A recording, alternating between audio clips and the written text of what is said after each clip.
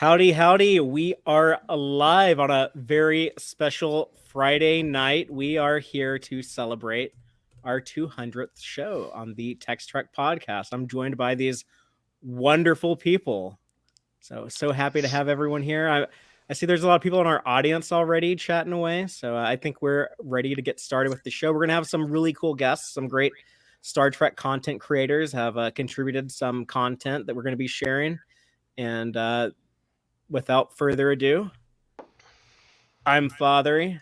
This is Dave. This is Starfleet Boy. I'm Rachel. And this is Tex-Trek.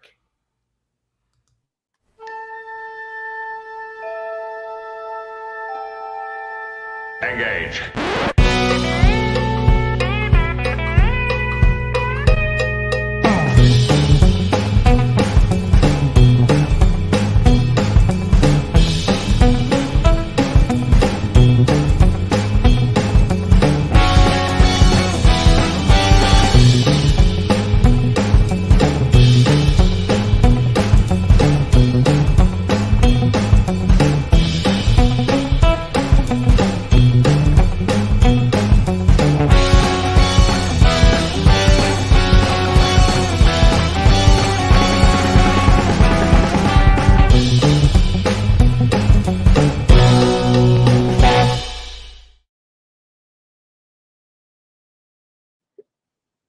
Welcome back aboard the Starship Texas for the 200th installment of the Tex-Trek podcast, the home of Star Trek fandom from deep in the heart of Texas, where we take a deep look at Star Trek, old and new.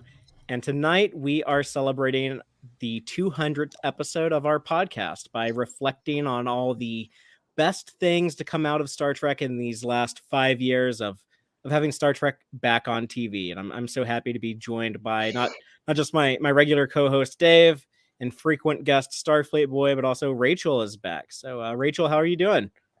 Pretty good. Well, better. I did not. My AC went out earlier this week. Oh no. Which is not ideal because I do live in Texas. I went to my brother's house, and then a nice man came and fixed the air conditioning. Yay, Scotty! Yay! Yeah, we're Scotty. Yeah, so like as hot as it is in the UK right now, like that's normal summer weather for us. Right. So right, AC but they are is, not prepared. It was like Texas's cold front. Yeah, but AC is essential. We're not prepared to not have it, after you get used to it. And we've also, for the record, our summer has been worse than Texas summers in the past. It is. Everywhere, I think there's record heat wave, which is why it's perfect. We're getting hot here on Tex-Trek. Nice segue. That was a terrible keeping segue. it rolling. It was a segue nevertheless. You didn't do the obvious doomer thing and remind everyone about our inevitable doom from climate change, which I just ruined that now. So. I am a doomer, but yes, I didn't do it. Listen, Zephram Cochrane needs a backdrop of destruction to set sail against. So. Yeah, we need the destruction of Earth. So if we can hurry it up, he can get going. Yeah, I'm ready for the Vulcans to show up, and we can get replicators and get rid of capitalism and be a happier society. But in the meantime, though, we do have all of these 5 Star Trek shows. We've had 5 years of Star Trek being back in production on television, so that's really cool. And we want to celebrate that with our audience, with each other, to talk about the things that we've enjoyed the most. And we also have some really, really cool things we're going to share that was submitted to us from other Star Trek content creators. We'll get started with that in just a moment. I do have a little bit of housekeeping, though. Just want to remind everyone who is watching this live on Friday night that currently, and in case you're living under a rock, San Diego Comic-Con is going on. Kind of a big deal. The first real San Diego Comic-Con in a couple of years. And Star Trek has a huge panel that's going to be happening tomorrow on Saturday. And that's at, I believe, 12:45 Pacific time. It's going to run for an hour and a half. Starfleet Boy and I are going to be covering that over on the Trek Central YouTube channel. So be sure to catch that live. We'll have all the breaking news, whatever crazy stuff is revealed there. We'll be talking about it. And then Sunday, there's going to be a Tex-Trek stream where we're going to take a little bit more in-depth at, any trailers that might have been revealed or things like that. That'll be at 3 p.m. Central on Sunday. And Dave and I will get back to our Deep Space Nine Season 5 adventures next week. We're watching episodes 10 through 18 of Season 5. Yeah, I had a super good time with round 1 of the season, so I'm ready for it. Yeah, and speaking of Season 5 of DS9, we will be doing our Patreon watch-along that we do every month. It's going to be on Saturday the 30th. So coming up next weekend, Saturday, and we are going to be watching Trials and Tribulations, one of the best episodes of Star Trek ever made, in my opinion. Father, I cannot disagree. Your first, sorry to interrupt there. Your first Patreon stream is one I do not remember, but well, it's okay. That I know was great. You were there. You were present. That's the main thing. It's true. I believe you were passed out on your keyboard, sir. I might have been. It's true. Yeah, but if you want to be there, you can go join our Patreon at whatever tier. There's different perks, but as long as you come in on some level, you'll get invited to the watch long. You can come in as little as $2 a month. And just a quick shout out to our current Patreon supporters, you, Starfleet Boy, but also Cake is Eternal, Gay Clevin Lundstrom, Crazy Dutchie, Joanne Robertson, and Quark Spar. Thank you all so much. And also our anonymous supporters. So. Definitely. These are lovely people. I love our audience, and that's why I'm so excited about this show. I've been excited since we sort of moved to the live stream format to kick off the Tex-Trek stuff. So yeah, I'm ready to jump in and talk this stuff. Yeah, I see in our live audience, Thomas Hill is here, and he says, "I say, well done, a great milestone you have reached. So thank you so much." But yeah, it was I don't want to say it was Thomas a long always road getting from there to here, but man, Father, I can't believe you said those words. I know that hurts you. That's the song that hurts. I don't mind the. Oh, okay. You can say the words. The lyrics are fine. Yeah, Thomas been hanging with us for a good while now, and is an awesome person. Always enjoy his comments. And I see Joanne Robertson out in the comment land. We'll have something from her, I think, in a little bit. Yeah, and Cake is Eternal, another one of our loyal regulars. But to, I guess, start this kind of celebration of modern Star Trek, I think the biggest thing right now, the hot topic, is Star Trek Strange New Worlds. We just had the new season of the new show. I just want to ask, what do people think of the first season? And people in our live audience, be sure to chime in. Let us know what you thought of season 1 of Strange New Worlds. But I want to start with Rachel, because I've already heard a lot from Dave and Starfleet Boy. Rachel, what did you think of season 1 of Strange New Worlds? I mean, my shirt is a pretty good giveaway. I loved it. I was actually thinking, because I was sitting at this desk wearing this shirt when Strange New Worlds was announced. Just happened to be wearing back in 2020? Yeah. That's crazy. Just happened to be wearing the shirt with Pike on it. Oh, so that's from his Discovery appearance. Yeah, you can't, I don't know how well you can see it. Yeah, okay. He's got the gold. Yeah. Yeah, the listeners can't see it, but she's wearing the Pike in the disco uniform from season 2 of Discovery shirt. Mm-hmm.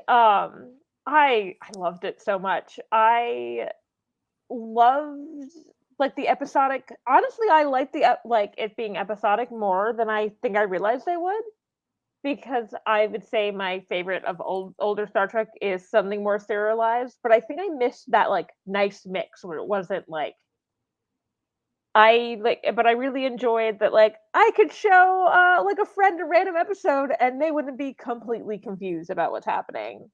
And I love all the characters so much too. Cool. Yeah, I think the return to serialization has made a big impression on that. Was kind of something that was in demand. People were watching Discovery and Picard, and they're like, okay, this is cool, but I want to get back to those really juicy, self-contained stories that we got in a single episode that Trek traditionally did so well. I saw an interesting comment online the other day on a message board or a thread somewhere. Somebody saying they were asking for cozy Star Trek episodes, those low stakes holodeck episodes and stuff like that. And they were saying that one of the things that they liked about Strange New Worlds is that format opened up those options for lighter episodes. Mm-hmm. Whereas in Discovery and Picard, it was always saving the universe, and it had some of these people very anxious. And I'm like, yeah, I hadn't thought about it, but yeah, that's one of the things I kind of like about it too. Is it's a little cozy sometimes. Yeah, there's like I've talked about how one of my favorite episodes of TNG is the Royale, where they're just stuck at a casino, and I'm like, yeah, like Data's wearing a cowboy hat. I'm charmed by this. Like, yeah, and that high roller in the casino is from Texas. It was one of the few times there is a Texan represented in Star Lubbock, Trek, right? Yeah, that sounds right. Yeah. Or Amarillo, somewhere in North Texas. Am I thinking Lubbock because that's where I was born? That is possible. It might have been Lubbock, which is like the worst city. I'm sorry to all the Lubbeckians out there, but yeah, Lubbock is like the worst city in Texas to live in. I like the name Lubbeckian. The I could make a joke. The best thing that come out of Lubbock was me and Buddy Holly. I don't like. That's fair. Rachel, can I say that you might be more my favorite than Buddy Holly? Well, that's very. Do I look better in glasses than him? Yes, you do. Also, although he was very cute in glasses. Also, in our live audience, Uncle Arthur is saying that Strange New Worlds is the best Trek since the original. That is a hell of a claim to fame. High praise. I was like, I don't know. I have to think about that a lot. And then we have a guest from YouTube channel Triangulum Audio Studios is saying that he thought it was solid, had some great moments, probably one of the strongest Star Trek series starts ever. We'll have more from Triangulum, that's hard to say, Triangulum Audio Studios later in the show. And Snoopy McQueen is also here saying Strange New Worlds is the best first season since TOS best season. Just my casual observation, and we've talked about this before, is just then the reaction is the best I've seen of any Trek. Honestly, since I feel like became aware of the internet, like everything probably had some level of pushback. But and sure, Strange New Worlds has some pushback too. Not everybody loves it, but man, it got the best reception overall. I think there is something to the fact that Strange New Worlds came out of a hey, we're watching this other show, we like these people. And they're like, cool, would you like more of them? And you're like, yes, I would. Yes, I would. It's just like that. Well, throughout the rest of the show, we're going to have Dave read some of the responses we've gotten on social media. But the first comment we have in our subspace transmissions came from our Discord server. So Dave, do you want to let us know what Euronymous on the Tex-Trek Discord server had to say about Strange New Worlds? Sure. This is short and to the point. SNW is bussin' for real, no cap. So there you go. It's a very modern take on a very modern Star Trek show, right? Yes. Yeah, just so y'all know, that guy told me that we could quote him but not paraphrase him because he just wanted to make Dave say that. So yeah, thanks for that. Thanks for that. I enjoyed it. But I think Rachel, or I'm sorry, Dave, go ahead. No. Go ahead. Carry on. Well, I just want to build on what Rachel said a second ago about Strange New Worlds being unique in that we kind of got a sample of it in Discovery. Your season 2 T-shirt, being evidence of that. And that kind of helped create the demand for it, and which led to, I guess, the acceptance of the show, and all the enthusiasm while we were waiting. I felt like we were waiting on the show for forever. But I think we should give Discovery credit. A lot of Strange New World stands on the shoulders of Discovery.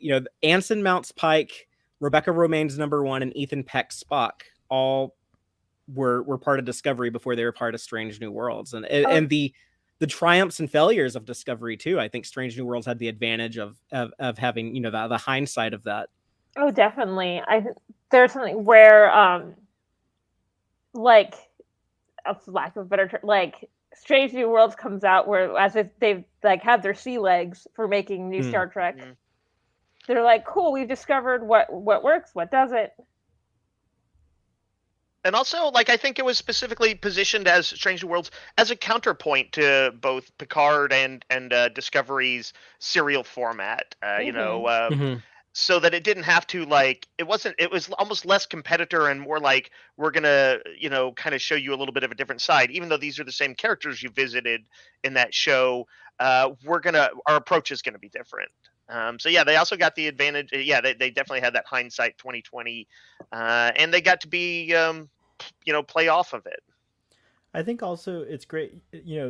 Discovery is very well represented in Strange New Worlds too. I'm glad that they chose to intermix a lot of, just kind of like the Discovery universe is very much. They don't ignore it. Right. Yeah. Well, I would even go so far as to say that Strange New World takes place in the Discovery era. Like it is a Discovery era show. Like I know Strange New World is awesome, but it takes place where Discovery began. It's like it's continuing in that era, so now we have a 32nd century perspective, and we have Strange New Worlds kind of like continuing the 23rd century perspective. Yeah, which I really kind like. of this whole era of modern Star Trek is kind of the Discovery era. Like Discovery, I would name it that. Yeah, I would totally name it that. It's what got all of this started. Back 5 years ago, September 24th, 2017, and if that show hadn't had gotten some subscribers on CBS All Access back then, Paramount Plus now, but if it hadn't have done that, we would not have 4 additional spin-offs going right now. So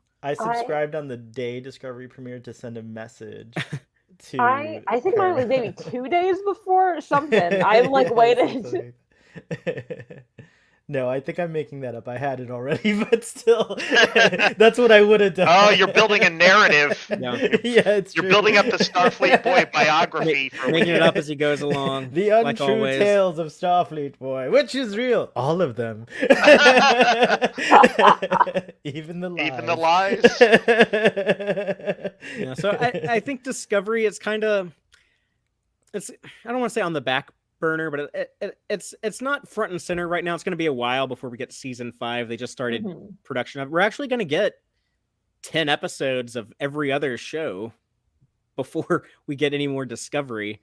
Which seems kind of weird, but I do want to. As Starfleet Boy likes to say, give Discovery its flowers. I stole that from Braxton, by the way. I know, or I guess it's from Drag Race. Really, I've heard you say it more than Braxton, because I think we have some subspace transmissions from Braxton later. So oh yay! It's gonna be cool. But speaking of that, though, Dave, we had a message sent to us from Rachel's co-host over on the Disco Tech podcast, Marcy, who did our really cool Tex-Trek artwork. If people like the little cartoon characters of us in Starfleet uniforms, go check out Marcy on Twitter at Marcy London Art. But Dave, do you want to read to everyone what Marcy wrote in about Star Trek Discovery? Yeah, she's got something pretty real to say here.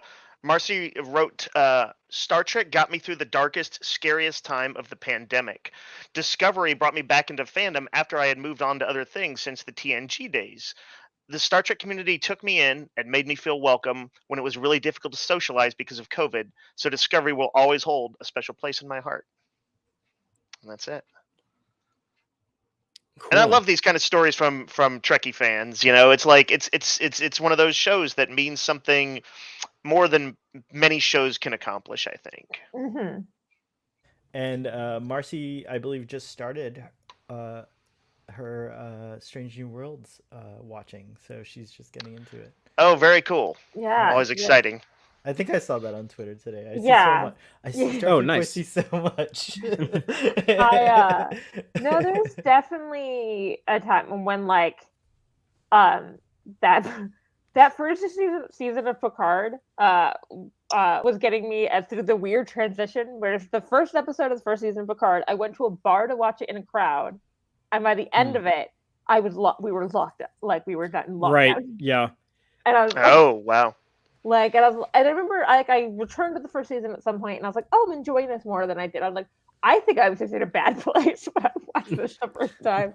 Yeah, the anxiety on that was through the roof in the early days of the pandemic. I mean, I know a lot of us still dealing with, but yeah, it was a special kind of unknown at the time. That was a particularly hard thing for me because I had a bunch of other issues going on at the time. That I think I've talked about before, but our pet died, our car got broke into, someone close to me's mother passed away. My dad got cancer somewhere, and he got better, but so that like the frustrating thing to me was like, yeah, like having to like stay at home and lockdown isn't even like my top 5 like worst things going on right now. So it's like I was like drained to my empathy because I was like, everyone was like so miserable about that. I'm like, I'm miserable about this and like 10 other things that are worse. So Yeah. but did you feel like Star Trek kind of helped you at least it totally did. Yeah, like this was gonna say like yeah. speaking of like the Tex-Trek experience and just making this content, Tex-Trek number 100. So one of the first things we ever tried to do live. That's cool. It was the Picard season 1 finale. Half of Tex-Trek has existed in the almost 2.5 years to follow Picard, because we've just had so much content now. We had to become a weekly show to keep up with everything, and so it has been nuts. But yeah, I will always be thankful for Star Trek for giving me this community. I honestly like I during the pandemic and that's all of that craziness, I felt more connected to people in a lot of ways than I had, the few years before that, because I was able to reach out to the Star Trek community online, and so that for sure meant a lot to me. Cheers to that, Fathery. Hell yeah.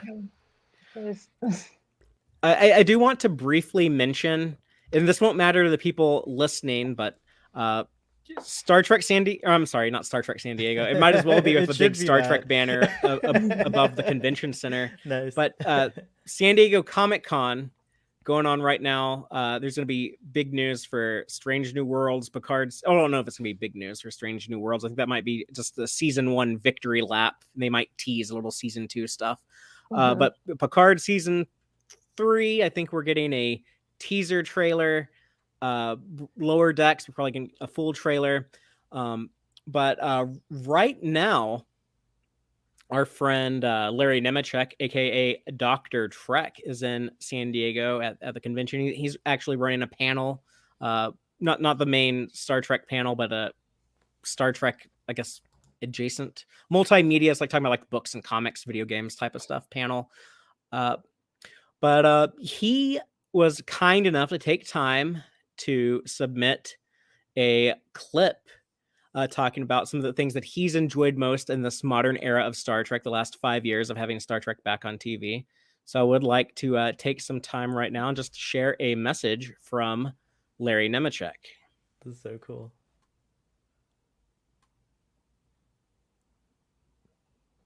Can I tell the... Oh.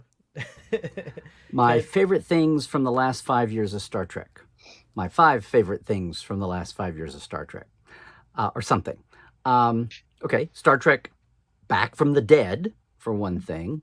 Star Trek legacy characters and their actors being seen as a real thing and fun and doable and bankable. Our stellar cartography star charts, Mike to Jeff to me, being used big and confidently and coolly. That's awesome. My favorite line of the past 5 years, the past is the light by which we illuminate the future. You know, the past is not some junky, dusty thing in a box. It's how we survive. Oh, that is so relevant for these days. Okay, well, the runner-up also, hey, I just had that table rejotted. yeah, that's one of Plushie's favorites, too. The back of Cybok's silhouetted head. That's all. After all these years of hearing the whining about, they just invented canon. That's because they're inventors. Like, where was that years ago? Where was he years ago? Oh, it just made me smile and smile and smile all day. I guess, though, most of all, you're having a bicentennial or a bipodtennial, whatever, number 200. That is awesome. That is awesome, Stephen. But it makes me smile because you are part of the wave that brought some sanity, clarity in the big picture to Star Trek. Because we had some really, really dark days there with the toxic tubers getting all the views and the clicks and the eyeballs. But Plushie McCoy and me are thrilled to see what you've done, what everybody's done, where the world has come back from. That's been partly my favorite.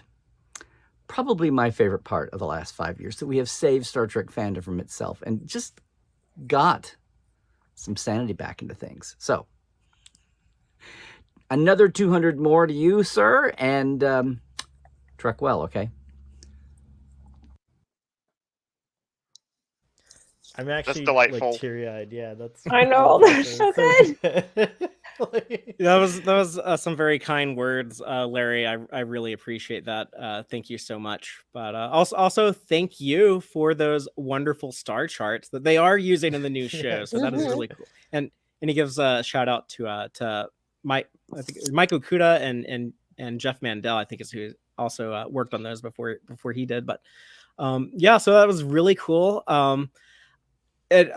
He did have his little plushy McCoy doll sitting on his shoulder like a parrot for people listening to this who couldn't see it. But I do apologize, by the way, to the podcast audience. There might be some weird audio things. We're going to be playing, different clips from different people. So it might be a little inconsistent. That's part of the fun, is infinite diversity and infinite combinations thing. So we might have a diversity of audio quality and volume levels and stuff like that as well. But just imagine that the Starship Texas is passing through the Mutara Nebula. We have some light technical problems. If y'all can do me a favor, by the way, and when we play these clips from now on, go ahead and mute yourself, so you're not not laughing over our charming guest. That was I not muted? We'll have great you were, but I was going to tell y'all that before. Like, yeah, that sounds good. Father, I'd like to suggest to, I don't know, maybe the four of us have enough clout for this, but I'd like to suggest to Star Trek itself to have Larry Nemechek somehow officially play Dr. McCoy, so that he can be Dr. McCoy on canon, because he's part of the Star Trek Continues, and he has played Dr. McCoy, so that's pretty cool. Well, I think if Larry was here, he would say he would rather them hire a professional actor. But you may say that, it's true. At least, I guess at we least can a try to pass cameo would be nice. Yeah, let him cameo. He can be McCoy's I think he should dad be or brother or McCoy. something. No, yeah, that'd be great. I'd love that. He did a cameo. He did Enterprise in that last episode of Enterprise. He had a cameo. He was? Oh, I didn't know that. Cool. I think I blocked that last episode of Enterprise out of my head. That's an unfortunate episode to be in. But that might not be a great moment in Star Trek, but I do want to talk about, do y'all have any favorite moments like that? Larry brought up a big one for me, was Cybok, the return of Cybok. That was huge. I leaped out of my chair screaming with joy and couldn't stop. The quote that Larry mentioned, the past is the light we use to illuminate the future, or whatever Vance told Osira. Just out of the four of us and people in our live audience, does anyone have any favorite scenes, favorite pieces of dialogue, favorite conversations or moments that really stood out to you over the last 5 years of new Star Trek? Unfortunately, I can't show this to you because it's on the computer. The sticker is on the computer I'm using the webcam of, but I have a sticker of Pike's line, the "Be bold, be brave, be courageous." Oh, nice. That's another contribution from Discovery, by the way. I'll quick mention a Discovery thing. This was in season 1, when they were in the Mirror Universe and times were dark, and Saru kind of did his first sort of rallying speech to the crew. I really liked the notion, he was rejecting Lorca's, the hold he might still have on the crew, and what he described as their move that day, their plan that they were enacting as their maiden voyage. I really liked that as an idea of the way people can remake themselves and take something that may have been, a situation they might have been a part of that was a bad situation, and kind of reinvent themselves to push forward boldly in that Trek style. So Saru figures in a lot of my strong memories about Discovery, and that was one of the early scenes where I was like, oh, this guy's he's got some growth in it. My moment's very special to me because Star Trek Picard is my favorite, and probably the one that means the most to me, just on a personal level, of the new era series. And so it's when Q and Jean-Luc are sitting in the solarium, I think it is, at the end of the season. And I'm going to paraphrase. I'm not going to read the whole quote, but he says, as I leave you free. And then later he goes on to tell Jean-Luc that it matters to me, you matter to me. And I just lost it when that moment. It's kind of that seems so good. It's And like then- 30 plus years of history coming together. Yeah, no, it was amazing. Yeah, it's a tearjerker for sure. You started saying the line, I started tearing up a little. I was like, it's so. Another really good moment from that episode is Wesley coming back. yes, just- that was so good too. It's Which Yeah, I that's a big one for me too. accidentally predicted on TikTok like the day before. I joked about Wesley coming back, and someone was like, That's what right. the hell did you do? And I was like, I don't know. Like, Yeah, I remember you telling us about that. so good. But when the legacy characters show up, it's such a easy fan servicey way to like get like a positive reaction from your audience. But damn it, like it really, I love these people. I like seeing like new adventures with them. When we got that first episode of Picard, and it opens with the Enterprise, and we see Picard and Data playing poker and It's Tin like Forward. moments like that are so Yeah. big. Like Yeah, to it- people. I don't want the really game is a to delight. end. Yeah, exactly. That's a great line. That was Triangulum Audio Studios says in our live audience that was his favorite or one of his favorite moments. But I was gonna say with Picard gets a lot of Wesley- the good dialogue like yeah, that. I was gonna say Wesley. I feel like kind of unceremoniously, like his last episode of TNG is not super great. He has a very short cameo in Nemesis. It was nice to like see him actually respected as a character Sure. and not just like the meme he had become. Right. Right. Yeah, And The I character felt like deserved that. Mhm. I feel like Will Wheaton has been breaking out of that mold for like at least 20 years now, probably. Yeah. It was like it was as if like the pop culture finally caught up to the reality. Mm-hmm. And there was another good line in Picard that really stood out to me, and that was fear is the great destroyer in season 1 of Picard. That it was like the giving into our fear. That's what brought us down. That's the real enemy here. Yeah. But speaking of good pieces of dialogue from Star Trek Picard, we have a clip from Trek Central's very own Captain Jack, who's going to share some of the things that stood out to him from the last 5 years of modern Star Trek, and that's including some Picard dialogue. So I'm going to go ahead and share this clip from Captain Jack.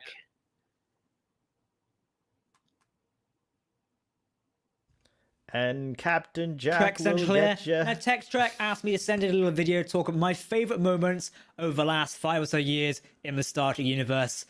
Where do we begin? You know, honestly, one of my most recent favourite scenes, and it's not for Strange New Worlds just yet, is actually in Star Trek Picard Season 2. It's when Picard's giving his speech to Starfleet Academy, and that sort of inspirational and also motivation speech in a sense, talk about looking up there and seeing what's out there. It is the very essence of Star Trek we look up to, and is just beautiful. I could go on about it for days. Also, I've got to talk about Captain Pike. Yes, Strange Wars is fantastic, but honestly, in the last 5 years, I think it still counts 5 years, in Season 2 of Discovery, when Anson Mount as Captain Pike first beams aboard Discovery, it's fantastic, and it's just a great moment of that. And now we've got Strange New Worlds, which just finished its first season, on our way to Season 2 sometime soon. Oh, and after mention one last thing before Tex boots me off, is we finally got an Odyssey class featured in a comic. It's the closest to canon we've got yet.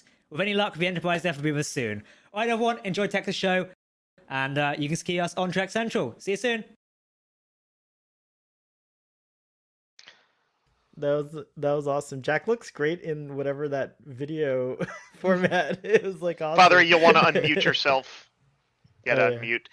By the way, Starfleet boy, don't think I didn't appreciate your Captain Jack rendition from Billy Joel. I know what's up, man. I almost got it in. I was like, the video started, but that's cool.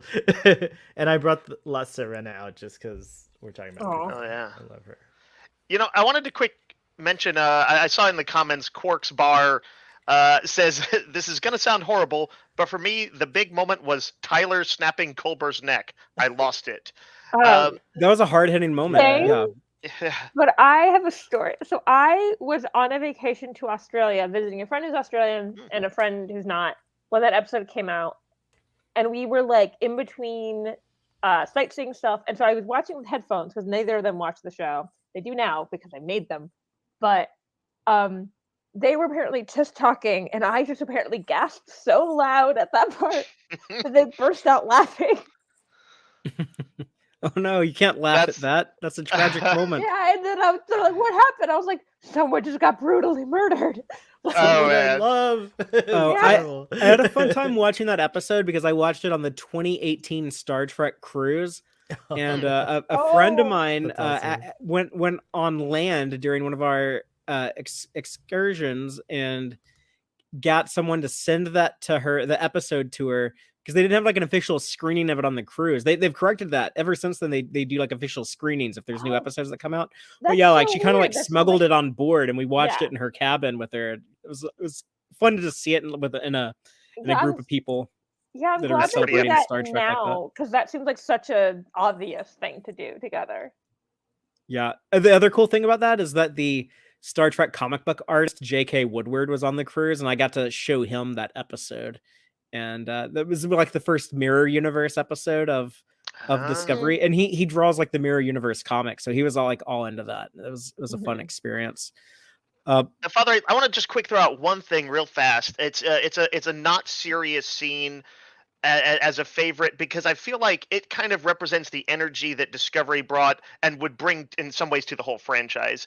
And also credits, by the way, to the 2008 movie, 2007, the 2009. 2009. I was getting there. Star To the Trek Kelvin 09 verse. came out in 09. To the Kelvin verse movies.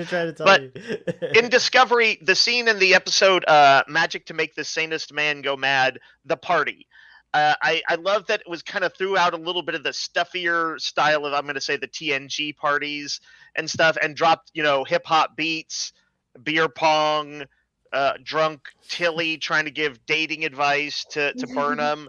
It was just kind of a shot of energy, and like to me represented the same energy Discovery broadly brought to the franchise. So a less serious but very fun scene that I'd like to go back and rewatch on YouTube. Well, just talking about like Jack's clip that we just shared, he did mention a favorite moment too, talking about Pike's coming into Discovery in I guess that season 2 opener, Brother. I really loved that moment too. That was a fantastic experience. But is that when he like meets the crew, the bridge crew? Yeah, it's the first episode he was in. That's a great moment, actually. When it is. when he meets him, yeah. But cool. Jack was talking about like his favorite ship. I guess being the Odyssey class. It appeared in a Star Trek comic. Speaking of the comics, so it's gotten close to being in canon. It's a ship from Star Trek Online. It's the Enterprise F in the video game is the Odyssey class, and I think, who knows, if people are listening to this later and we've already had San Diego Comic-Con like share like a Picard season 3 teaser trailer, maybe we've already seen like the Enterprise F in canon or something. I don't know. Maybe this will become incredibly dated in less than 24 hours. But I'm kind of a ship nerd. I love the ships. I love like the little Eagle Moss models. When I was a kid, I built model kits of Star Trek ships. So it might be like a fun little ship nerdy question if anyone in the live audience wants to chime in. But does anyone have like any favorite ships that really stood out to you in the modern era of Star Trek? I know some people don't care, but I think it's fun. Is that the Stargazer you're floating around, Starfleet boy? So so my favorite is the new one, but I don't think I'll ever get a model of it till later. Sadly, Eagle Moss might not exist anymore. Yeah. So I do have this Stargazer, which is the original that I think Jean-Luc was like its captain for like 20 years or something insane like that. I forget. Is what that the actual... how long he was? It's a long ass time. Sometimes when you look at Star Trek timelines, you're like, he didn't think about that. Father, do you know? Or I think he started serving on it in the 2330s, and then it was destroyed in like 55 or something. But I don't know how long he was captain. Oh, okay. Maybe it's not his. Yeah, maybe but the new one is the Sagan class, and that's one of my favorites as well. But since you went with that, I'm gonna go with. Can I say the Luna class? Does that count? Even like it wasn't canonical until the modern era, but like I love somebody in the Titan. comments. Jay in the comments also mentioned that. What's the Luna class? Tell me. That's the Titan. That's Riker's ship, the Titan. Okay. Oh yeah. It's hard to beat like Discovery itself. Like it's a cool old Ralph McQuarrie design. I love it, like it looks so cool every time Discovery jumps. I was like, it spins. I'm easy Well, to impress. Like, it's like one of those. Some ships are cool because of their, aesthetics or whatever. And yeah. some every once in a while, there's a ship that's at least somewhat cool because of what it does. Like a bird of Mhm. prey is really cool because you see it fade in and fade out, and it's so cool. And Discovery has that same deal when they hit up that black alert. Yeah, and it's like, Yeah. whoa. It's a beautiful ship. I also like more and more as I like Discovery's like computer becoming like a character. Mhm. Like it's Oh like yeah, really it's like a cool. living ship. Yeah. Yeah. Look at those nacelles. They're long and sleek.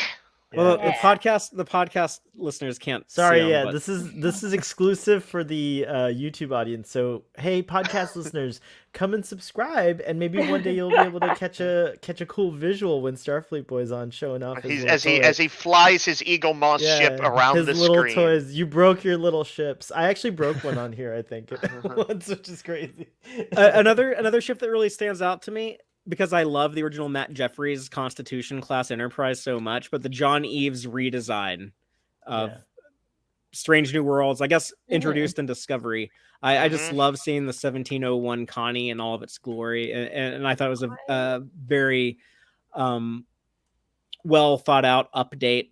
It Yeah. keeps a lot of the the strengths of the original design, and it looks very good. Father, I I'm see- not. Oh, I go think ahead. it's recognizable as the original Enterprise, despite being like maybe make it look a little less 60s. Yeah. To be fair, it's not like there was like hippie paint on it or anything. Yeah. That's fair. I see Thomas Hill mentions. I'm a rare person who doesn't keep up with Lower Decks, but we should talk about probably the Cerritos. And I see he mentions the Vancouver. And since I don't watch it, tell me Yeah, what's beautiful. the Yeah, Vancouver? that's the Parliament class. Yeah, but gorgeous that's ship. that. I almost mentioned the USS Vancouver, the Parliament class also. But I didn't want to say too many things. So I just kept it to the Titan and the Enterprise. But yeah, that would have Fair. been number 3 on my list. Would have been the Mhm. Vancouver. I want to say All that of I the- do genuinely love the Cerritos as well. I don't know where it is right now. I looked some of the inside details of the Cerritos, like the like I have a whiskey glass that has the Delta with like the martini thing Mhm. from the bar. I saw it mentioned. I don't know where, somewhere online. I was trying to look up because I wanted to look up the Stargazer, which from Picard, the new version, which I just love. That's probably Gorgeous mine. ship. That and Mhm. Discovery. And I saw somebody discussing Cerritos and saying that like it doesn't immediately grab you, but like it's become one of their favorite ships, and I know part of that is context. So yeah, I liked that idea too, kind of a Trek ship that we maybe grow into a little bit. Yeah, the beauty of it is it looks like what would have been a random TNG era kit bash Yeah. ship that would It's be in so the good, yeah. background somewhere, and like at a Oh, starbase it or definitely something. does. And it's exaggerated just enough. Like those struts are so long, just perfectly long enough. All the hero ships of all the currently running shows are beautiful. Actually, now that I think about it, like Disco's cool, and they've while I think Strange New Worlds has done the best live action ship porn, if you will, forgive me for that using that term. For sure. It's been exceptional pretty much across the board, all over, whether it's animated or not. Because Protostar looks gorgeous too. I mean, like, it's insane. Like, Oh, that's- Oh man, yeah, I Yeah. somehow forgot to Yeah. mention Yeah. that, even though I like And- so much of Prodigy. yeah, Yeah, I mean, we haven't seen a ton of it yet. We've only had 5 hours Right. of that show, but yeah, the I- Protostar is a very cool ship. I Yeah, love. and I always wanted like a Starfleet ship that was like that size, like a bird of prey, like good for like about like 20 people. Bigger than a runabout, but smaller than a Defiant. And Yeah. yeah, it's like that little like scout ship type size I always wanted. Were you about hey, to say Father, something, speaking Rachel? speaking of Oh no, cool I was things, going to be like, oh, I forgot about the Protostar. Like that's Well, I have one or two things to mention about it later on. I'm sure we'll at least Yeah. be bringing it up. I just want to say Dom is in the audience, and also they Yay. brought Starbase One or Jupiter Station, I think it's called as well. Starbase 1. So yeah, Starbase One. You echoed when you said that. That was cool. Starbase One, which is an epic. Like, what a beautiful. Yeah. I consider it probably more beautiful than Earth Space Dock from the movies. Like, I love Starbase One. It's amazing. Mhm. Isn't it Cool. also called Jupiter Station, or is that something else? Jupiter Station, wanna, something else. I want to call it Jupiter something because it's like Jupiter right now. It Well, moves around, right? Like it could go to Saturn if it wants to. I mean, if you look at where it was in Discovery, it seems to have moved. I mean, Deep Space Nine moved one time, so I guess that I think kind it of was thing can being. happen. I think it was being renovated, so it moved to that location in Discovery because it didn't have the habitat pod. This is my headcanon, of course, but it didn't have the habitat pods or whatever. So they probably left those in orbit at Jupiter, moved it to get like renovated, and then they were gonna move it back. But then the Klingons like they pilfered it or something, right? They Yeah, did they like something. they tagged it. They like graffitied it with like They their did tag it, house it's true. logos. It was totally tagged. Oh my gosh, that's right. I'm gonna throw in one more, by the way, a little dark horse candidate for Michelle Yeoh's Shenzhou. Yes. Oh yes. yeah.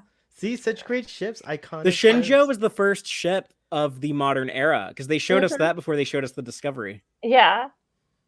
Yeah, but I've always always loved the Reliant, and that has enough in common with the Miranda class to feel like a next gen. There's a couple of degrees of that. I gotta say the Shenzhou gave me a really cool. I think I may have been like thrown off by it at first, but like now I appreciate it for sure. The underbridge, like not like the bridge being under the ship instead of above the ship. Oh which is yeah, really that's cool. right. That's right. Yeah, nice to Mhm. spice that up a little bit and have Yeah. have some more variety in there. But I guess more important than ships in Star Trek are the characters. So our next submission clip that we're gonna play. This is from Brandy Jackala, a big Star Trek podcaster. You can find her on. Well, she does the Unready Room on YouTube with Dan Gunther on the Kurtratz channel, but she's also on the Boldly Go podcast that's all about Star Trek Strange New Worlds. And she has her other podcast, the Dark Corner podcast and Headcanon, but she's done a lot of Trek podcasting over the last few years. And so here's what Brandy Jackala has to say about her favorite characters of this modern era.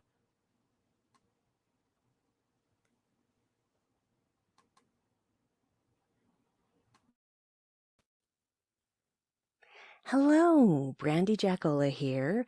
Happy 200th episode Tex-Trek. That is no small achievement. I am in awe of that accomplishment. Very well done. It was difficult for me to narrow down what I wanted to talk about in the last 5 years of Trek because there is so much for me to love. Anyone who knows me knows that I do not choose favorites lightly. So, that said, here is my favorite character from each of the new Star Trek shows. Starting at the beginning, Discovery. Tilly, being a ginger, curvy girl with naturally curly hair who definitely has social anxiety and is super emotional, I instantly fell so hard for Tilly. For the first time in my life, I felt like there was someone in Star Trek who truly represented me. I felt seen, and that is something I have never felt before in Star Trek. Also, my mother's maiden name is Tilly, so I'd like to think that the potential exists in my family to be a Starfleet officer someday. Never change, Tilly, and never apologize for feeling your feelings. Picard. Rios.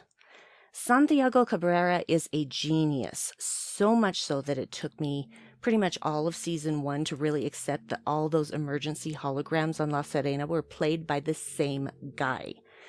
Rios himself, he's kind of a reluctant hero, but when everybody's backs are against the wall, he is going to get stuff done.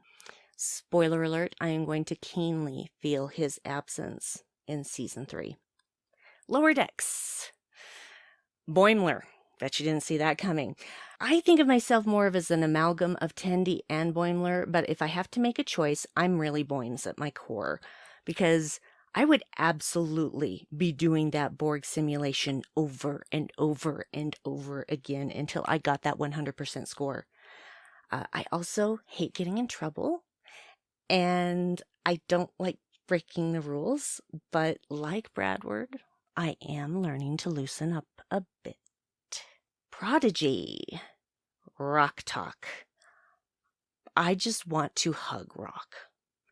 Riley Elizraki's voice performance is so perfect. I'm also a huge fan of her father's, Carlos, ever since the debut of Reno 911 so many years ago. I don't even want to talk about that. Rock is, she's just without guile. And she's so loyal, almost to a fault. She is so pure of heart that it makes my heart hurt in a good way. And I would throw myself on an overloading phaser for her in a second. Enough said. And finally, Strange New Worlds. Anyone who knows me knows what I'm going to say. Oh, it's Spock, baby.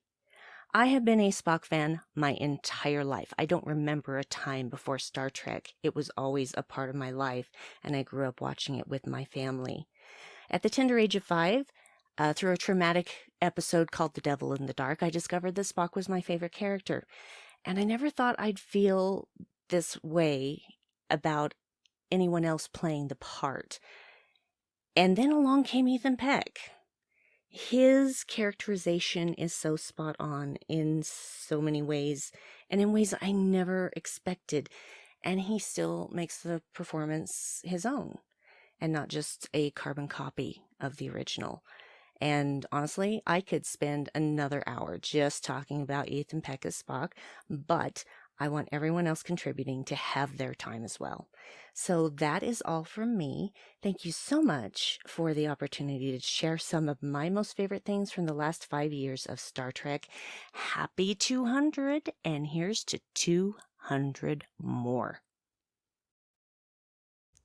Brandy's awesome. I just recently did a podcast with her. She's very cool. Yeah, thank you, Brandy, for that. That was really great. And I seen our live audience, Larry Nemechek, has shown up. So thank you, Larry, for joining us. And everyone seemed to really like your clip earlier.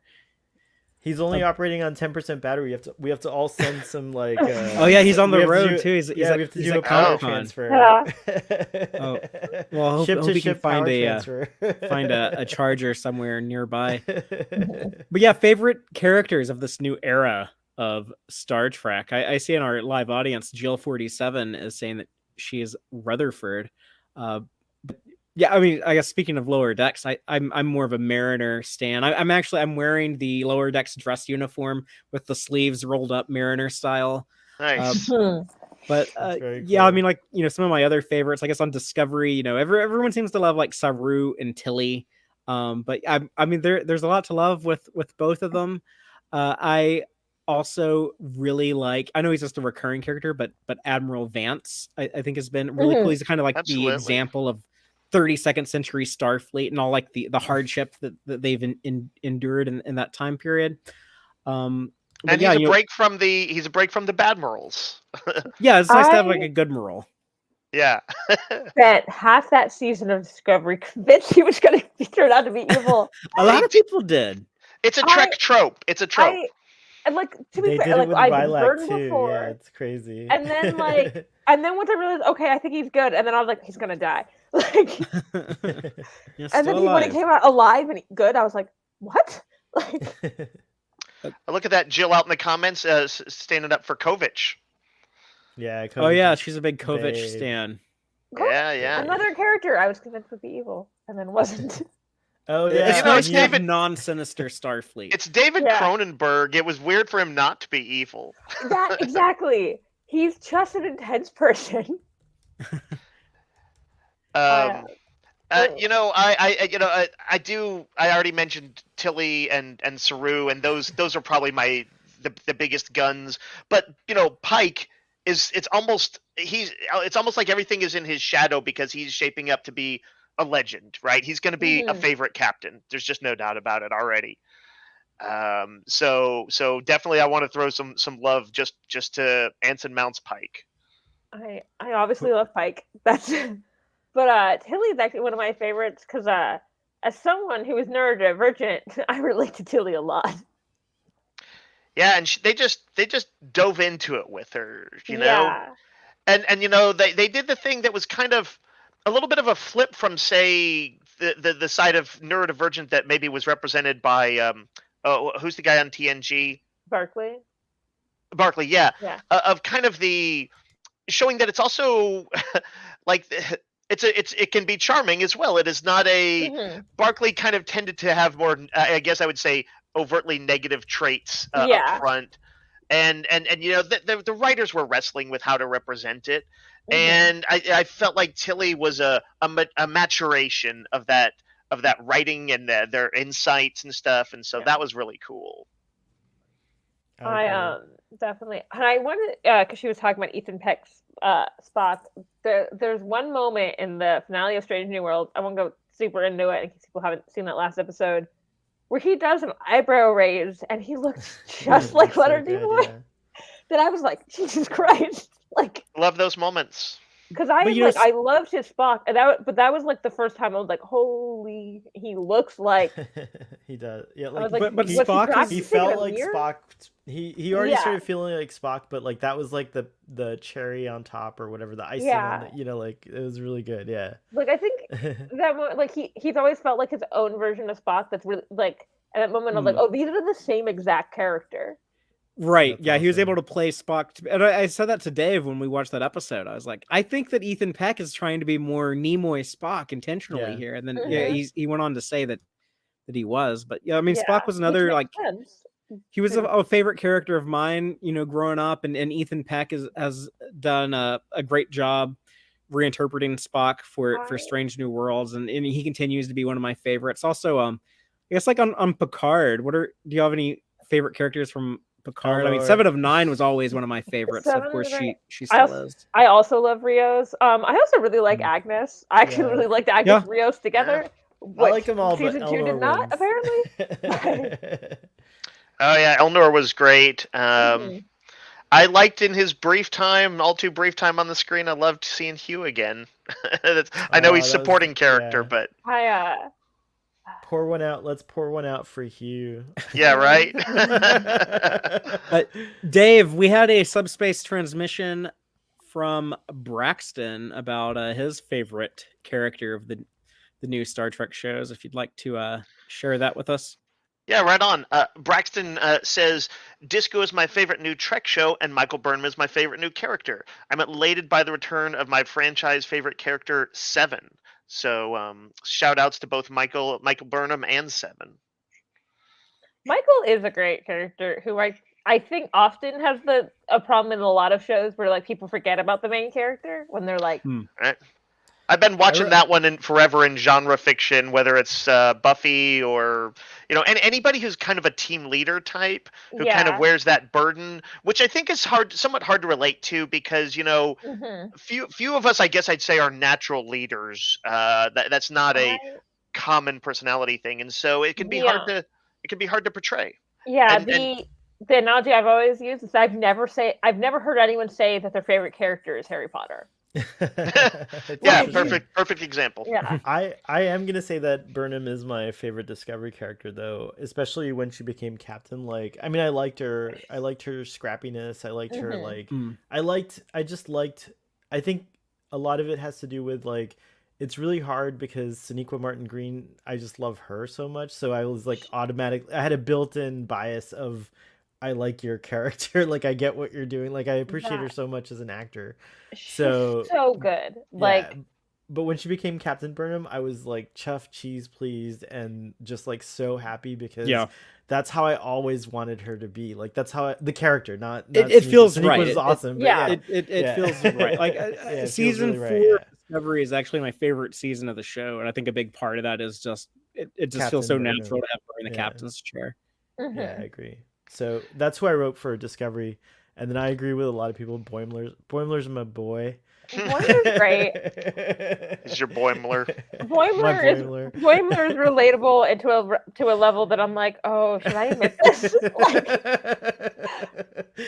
It's true. Linda Marks in our live audience has a list. She says, "Yay! Of all the new Trek shows, 7 of 9, Colbert, Raffi, Laris, pre-crush on Picard, Reno, and Prime Giorgio. Yeah, Prime Giorgio was cool. She was a cool captain. I want to either That's get a great book list. series. I want like a book series or a comic book series about young Burnham and young Saru on the Shenzhou with Captain Giorgio. I think Oh my that'd be fun. Just give us like a little mini show. Come on, like, can't we just get a mini show? I like, mean, 3 episodes. No, 4 they're not going to do like- that. yes, They're not going to. can. They're not going to rebuild that Shenzhou bridge for Why? They have the 3 AR hours wall of television. now. They could That's make not all gonna the happen. backgrounds They- on the AR wall. they That'd be can great. barely Let's be, seem to let's be. be realistic with these They things. barely seem to be able to get Michelle Yeoh back for the show they have. Yeah, planned they for her. can't even get the Section 31 show. I mean, I don't know. Maybe by the time Look- people are listening to this, Alex Kurtzman announced at I, San Diego Comic Con I gotta- that Section 31 is I starting. was I gotta talking give some with someone flowers. today that I'm putting the Section 31 show on like with the Star Trek 4 of like I'll believe it when I see it. Like Yeah, I gotta yeah. give some flowers, Father, to Discovery. More Let's pile some more flowers on there. Like, Michelle Yeoh is already a big actor, but I feel like her kind of like comeback, sort of, or like her next big step is a better Mhm. word for it. Started with Discovery with the portrayal of what's funny is Wait, one of Discovery saved her career, is what you're saying? not. I wouldn't say that, but yeah. I think it kind of but led it to a certainly ren- boosted her to a new I level. think led to a think. renaissance that would probably Yes. happen anyways because Yeah. Michelle Yeoh is Is amazing. awesome, exactly. Absolutely. But I'm I glad was just that trying Star to Trek twist. kicked it off. Yeah. I was just trying to twist Starfleet Boy's words like a villain would. Okay. Very, I, very well well, I done. That do. was- I believe that Emperor Giorgio would approve, Dave, Yeah. of your, I of will your say I tactics. do have a friend that I basically got into Star Trek through Discovery, but he loves a villainous woman, and his favorite character is Mira Georgiou. It's great. She chews the scenery, as they say, Yeah. but she's just epic. I love her. I love. I will say, so if this- they did what the this- impossible with redeeming her. I wouldn't have thought Yeah. that I would have gone along I- with that, but I did. I was, yeah, yeah. same. It's like a Jamie know. Lannister type thing. Like you talk about Game of Thrones, but yeah, it's like Oh, you know when wow, you nice can redeem these comparison, yeah. villains, it's kind of impressive. Yeah, it's true. So here's to Star Trek bringing Michelle Yeoh to her next level Yeah. in her Cool. career. Well, a It's toast awesome. unfortunately to Good never- job. Michelle We Yeoh. basically saved her Uh, from Unfortunately- obscurity. Unfortunately, her career might be too well to come back to Star Trek right now. Yeah, Yeah, she she might be just had a too mega busy. hit This is with true. Everything Everywhere All at Once. I want to just quick throw out a shout out to on Prodigy to Gwen on that show, Mm. who I like because I like redemption arcs in characters, and I always from the beginning I found her the most competent, and I was like, oh, she should be running the show. Yeah, Yeah, Gwen's amazing. she's probably my favorite on that show, and I kind of always gravitate towards characters that are a little like torn between two worlds. I don't know if it Mhm. comes from like being a kid of divorced parents, or like a lot of like the conflict I feel now. And I grew up out in the country, but like the conflict in the United States with kind of the culture war between, there's like a big divide between like rural America and urban America. And I kind of feel, my favorite fictional character of all time is Superman, and he's often, some people say like he's an unrelatable character, but I think he's very relatable. A lot of his depictions have to deal with like, his alien heritage, but also like his human uprising being in conflict to each other. Like in Star Trek, Worf really embodied a lot of that. But like in the new stuff, we get that with Spock. They definitely focus into his human side versus his Vulcan side in Strange New Worlds. Gwen having to deal with, her father, but also like her friends, and having that conflict being torn between both of them. So Michael Burnham also an early Discovery, the conflict between her Vulcan and human side, similar but different from how it's depicted with Spock. Yeah, because I've spent a lot of time on the internet defending Michael Burnham for Nice. for obvious All reasons. of us, I feel like, have Yeah. maybe. But one, because I remember having a discussion, and they said, "Well, she grew up in Vulcan. She cries too much," and I was like, "She was a human who was taught to like control her emotions, which is not good for human beings, and so now she doesn't know how to like regulate them." Yeah, it's Yeah, true. Good That's a point. good point. Like, Also, I think like honestly the sort of crying Burnham pushback and stuff like sometimes doesn't acknowledge that if we are trying to imagine a better future, then we should probably be imagining a future where that is not some mark of weakness. yeah, exactly. I was like, "Oh, being vulnerable is not a bad thing." as a cry at the drop of a hat person, I appreciate that kind of exactly. thing. Yeah, like is there like sometimes I'm watching a TV commercial and the floodgates just like start, open. It's like it's like I'm not.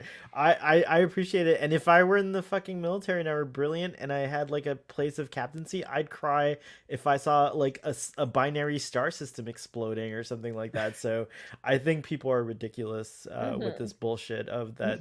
Sorry, I didn't mean to say that. Strike that from the record. I think we're all right. This is one of the things I loved about Tilly was that she got to drop Trek's first F-bomb. That it was a moment of scientific exuberance. I was like, oh, that was genius that it got to be that. Not like, oh, I'm so angry, I'm cussing somebody out. I kind of wish that Discovery had a little of that early season edge still floating around in there sometimes. I really love that scene because she cussed the way people actually cuss. Yeah. You're right, Cadet. It is fucking cool. Yeah. Yeah, and good job to Stamets on that too. And since Tilly came up again, I did want to mention one of the things I liked about her arc and what she represents is that she was a person who didn't pursue what she was originally going to pursue. She changed her career path, and I thought that was an interesting thing. That her character arc is one of discovery and reevaluation. Mm-hmm. I love Stamets. I feel like we haven't talked about him. Stamets there's so many good characters to talk about. It's everyone's favorite, sometimes asshole and sometimes best dad ever. Although you being I already love Sonequa Martin Green so much. I'm a musical theater nerd. I already loved Anthony Rapp, so I was going to. I appreciate. I don't know if it did it well, but I appreciate that Discovery did this thing with Stamets, that once he got on microdosing with the mycelial network, he was a much better person. He got a little more chill. It took a little bit of the edge off, Man needed to unstress. He was a little uptight. That's true. He just had to a little bit. He actually macrodosed on the mycelial network, but that's neither here nor there. He may have done the ayahuasca of Star Trek. Well, in addition to favorite, well, we talked about favorite moments, favorite characters, favorite ships. I'm curious to hear if anyone has any favorite episodes to start off that conversation. I have a clip from Julian over at Strange New Pod. He's also at San Diego Comic-Con at the moment, but I'm gonna share something that he gave us. So here's a clip from Julian at Strange New Pod. Fathery, just want to say a huge congratulations on 200 episodes of Tex-Trek. Just what an accomplishment, man. Can't wait to see what you guys have next coming up. Truly fantastic. Congrats. A big ask to kind of go through maybe my favorite moment, favorite anything over the past 5 years of new Star Trek, the Paramount Plus era. So many good memories so far. I'm a huge Strange New World stan now. It's my favorite Star Trek, but I'd still have to say that my favorite moment in the past 5 years still has to go to Star Trek Discovery in season 3 with the episode Unification 3, or if you want to call it Unification Part 3. That episode just to me is a top Trek episode of one time, and I'm sorry, of all time. And I love Unifications Part 1 and 2 from TNG. Those are some of my favorite episodes. And I think it's so amazing that they were able to take the story and have Michael find out what became of her brother and get closure to her relationship with Spock, and see everything that he accomplished, that he after hundreds of years, made unification happen between the Vulcan and Romulans people, and that sense of being the proud sister, and her crying, and just everything else that happens in that episode, because now, the sister of Spock and his family is once again involved in now Navarre politics, and I think that is so interesting. And the fact that even Admiral Vance kind of uses her for those purposes, but the way how powerful she is by the end of that episode, and the respect that she gains, it is an all-time episode of Trek. I could watch that over and over and over, and I still haven't done it. I think I will sometime watch 1, 2, and 3 back to back to back, because I think they should be watched that way, now. Just truly fantastic. And also, speaking of fantastic, you, sir, thank you for 200 episodes once again. It is a true accomplishment. Like I said, here's to the next 200. Cheers. Live long and prosper.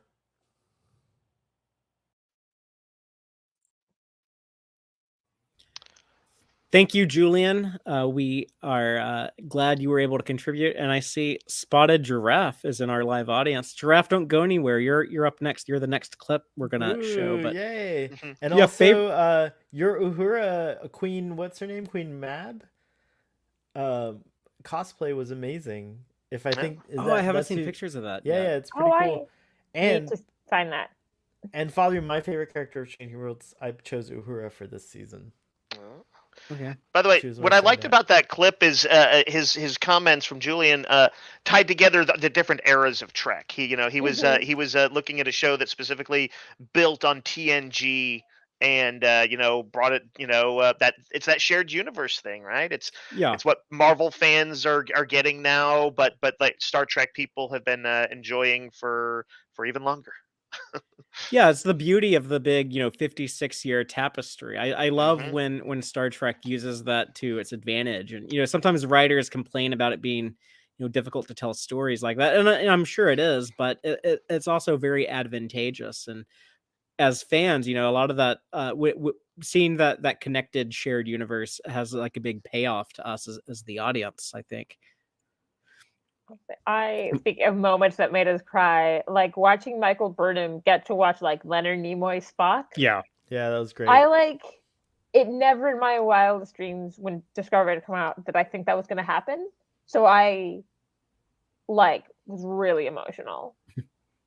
I was so hyped for Unification 3. Yeah, I remember you were saying this is gonna be the best before we even knew anything about it. You're like, this is gonna be the best episode of the season. I rarely do that, but and I hold to that. It's so good. But Navarre is cool. I think a lot of people out of exploring the 32nd century and seeing where the Star Trek universe has evolved to, seeing Navarre. I think that's probably been one of the coolest things ever. Yes. I have to say it's neat that it's interesting, just looking at Star Trek, if you factor in the Kelvin timeline, it's neat that Vulcan transforms or is changed in each of these timelines somehow. And so it's cool that Vulcan becomes Navarre in the quote unquote prime timeline. So it actually, in a way, Vulcan is gone. It's Navarre now. So it's a weird, cool, similar vibe. And I love that history plays out in similar ways. In the different Star Trek timelines, if you will, in the multiverse, if you will. It's very cool. Well, what was some of y'all's favorite episodes of the last 5 years? Unification 3 was Julian's. Because I was thinking about this before, and I'm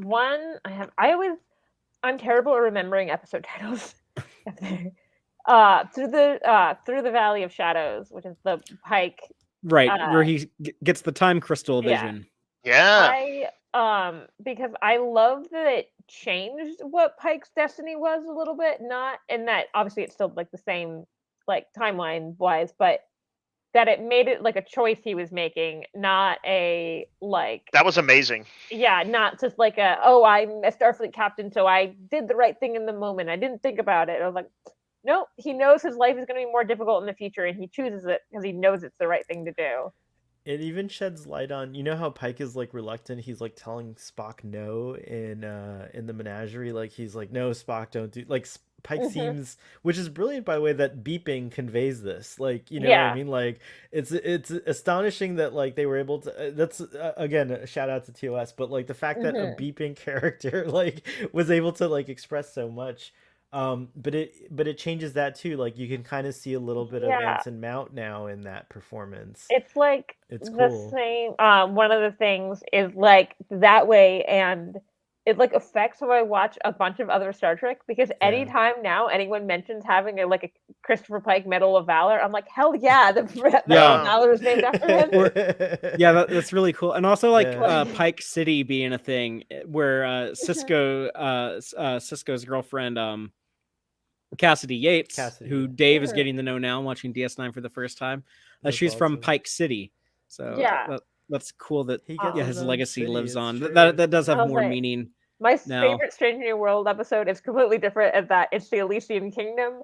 That's my favorite. I love a silly like holodeck, like weird shit's happening episode, and I'm like, yeah, silly costumes, let's go. Yeah, that audaciousness that Star Trek always had from the beginning, right? Like the original series would do episodes of like, let's go to a Nazi planet or a cowboy planet or a Roman gladiator planet. You know, like it's very audacious. I was like, back in the days where it was clear they just had had a random part of the lot for a week, so they were like, yes, this is a new planet. Hey, look, we got some wardrobe from the Sword and Sorcery movie they're shooting next door. Okay, cool. And the crew got to chew it up in that one. The cast, I should say, got to just have it looked like the most fun, you know, getting dressed up and just playing against type sometimes. Oh my god. Well, I know there's already some, but I cannot wait to see like the cosplays from that. Especially all the cosplays I want to make from that, I do not have the ability to make. So. They're very elaborate. It is elaborate stuff. If anyone knows where I can buy an insanely sparkly ball gown, we saw that gown in person. Sohel and I did in true. Chicago. It is huge. It was gigantic. It looks huge. I would say if I made it, it would not be that big because if I would wear it to a convention, that would be like cumbersome. Like, I've said this ad nauseum, but Strange New World season 1 is like I pretty much consider it a perfect season of Star Trek. But to me, the best of the modern era, the best episode, and I know it's recency bias, but it's the Stargazer. No, it's a Quality of Mercy. I thought you were gonna say Stargazer from Picard season 2. It's a Quality of Mercy. It is so good. I've watched it more than any episode of modern era Star Trek. Sorry, quick, remind me the finale. The finale of okay, Strange New Worlds. I've watched it so much and I enjoy it every time. The all the beats hit so perfectly every time. It's so good. And I was like avoiding talking about it more earlier because I like kind of watched it late because I was extremely busy. My parents were in town, and Paul Wesley was really good. I was gonna say that. Like he's like not my favorite Kirk, but he did a great job. Like I love. Well, about that, I don't want to like invalidate anything Rachel said. Like I think that's cool if you like this performance, but I just want to point out that Paul Wesley and the showrunners have both said that he's playing Kirk very different in that episode than how he would play him in season 2. And I appreciated that. Because That's it's what like I liked a slightly about it. different timeline in the same way. Like Chris Pine isn't quite the same Kirk. Right. So I'm curious now to see what he will be doing in season 2, where he will be a younger Kirk. So yeah, that makes me kind of excited to see what he's going to be doing. I guess like the majority of the time he's on camera is Kirk. This is going to be kind of the exception to the rule. It sounds like Comic-Con. He was there with William Shatner, like posing for pictures and stuff. It was pretty cool to see. Like that. I don't know the Kirk thing. Yeah, my interactions with William Shatner online are not always been positive, so I was pleased. Same with Fathery. Fathery hasn't had good ones either. I've had wonderful interactions with him online. It's like in person, he's been an asshole to me. He blocked me on Twitter, so. Oh no. But I was pleased to see that he was like taking like Paul Wesley under his wing. Yeah, giving the endorsement, if you will. Yeah, right? That's cool. Like, that's a classy move. What about some other favorite episodes? Perhaps, no. Just like rapid fire. I'm just gonna spit some out. Okay. Magic's to make the sanest man go mad in Disco season 1. If memory serves, and we got to see the Telosians on Talos 4 again. That was great. Wage Douge, the 3 ships episode of Star Trek Lower Decks, and Crisis Point on Lower Decks. Time Amok on Star Trek Prodigy when Rock Talk was left all alone for way too long. I have the problem where I that was one of the ones I wanted to mention. I'm thinking of 2 episodes and I can't remember either of the titles. The movie episode of Lower Decks. Crisis Point. Yeah. Okay, that's a great one. So good. It's so good. I was watching with a friend though, and it was like one of those where I love Lower Decks. Trying to show it to a non-Star Trek fan, you're explaining like jokes every 5 seconds. But they're just Red like alarm. Yeah, I was just like, why are they looking at the ship like that? And I was like, I need to show you a movie real quick. But I loved the Kobayashi Maru episode of Prodigy. Yeah, that was yeah. And those cameos. Shout out to Aaron Walkie. Those cameos I was not expecting. That's right. It was That's fun, cool. Yeah. Mm-hmm. Yeah. audio it's a good episode. re-edits. Yeah, Oh, and I think their mid-season finale, a Moral Star, parts 1 and Yes. 2, where they had like their first like big fight against the Diviner and they win. That Zero- victory felt so well earned. yeah.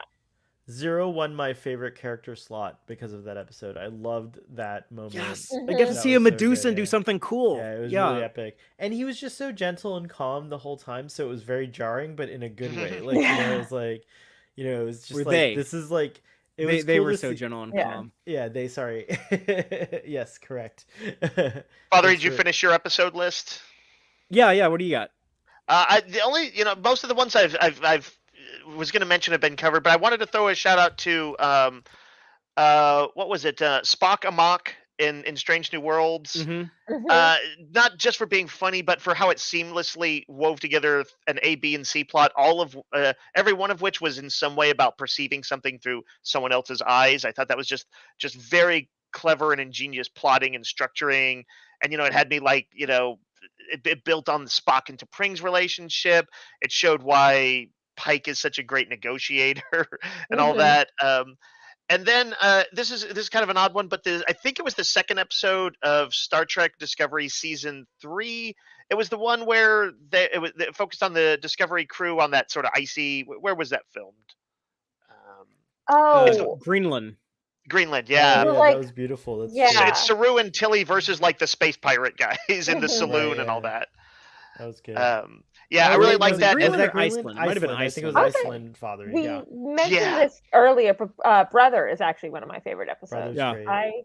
Brother is like of new Trek might be my most rewatched because when it first came out, I just kept rewatching it, and then would show it to a friend like, look at Pike, like.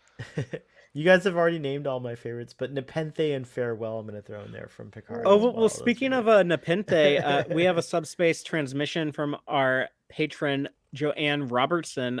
Dave, if you want to read the tweet that Joanne sent us about the episode Nepenthe.